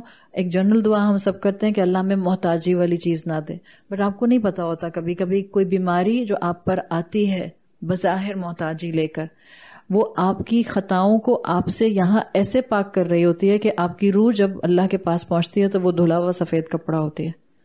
اس لیے کہ کسی انسان پر ٹرمینل ڈیزیز آ گئی اور اس نے 3, 6, 8 مہینے 10 مہینے شدید تکلیف میں گزارے ہیں, یا سال 2 سال شدید تکلیف میں گزارے ہیں, تو یہ اللہ کا ایک نظام ہے. اللہ اس انسان کو اس دنیا میں پاک کر دیتا ہے اس کی خطاؤں سے. اور پھر ایسے انسان کے ساتھ جو خدمت کرنے والے لوگ ہوتے ہیں, بظاہر محتاجی تھی اس انسان کی, لیکن دونوں اینڈ پر گناہ پاک ہو رہے ہوتے ہیں. جس نے تکلیف اٹھائی اس کے بھی درجات بلند اور گناہ پاک ختم, اور جو خدمت کر رہا ہے اس کو بھی بہت درجات ملتے ہیں. تو ہم مانگتے نہیں ہیں آزمائش, ہم انشاءاللہ آگے پڑھ لیں گے, یہ آ جائے گا آگے آیتوں میں. ہم اللہ سے آزمائش نہیں مانگتے. اللہ نے کہا ہے اللہ کے رسول کے ذریعے کہ عافیت مانگو, لیکن اگر آ جائے تو پھر صبر کا مظاہرہ کرو. تو خیر والی موت مانگتے رہا کریں بس. ٹھیک ہے جی.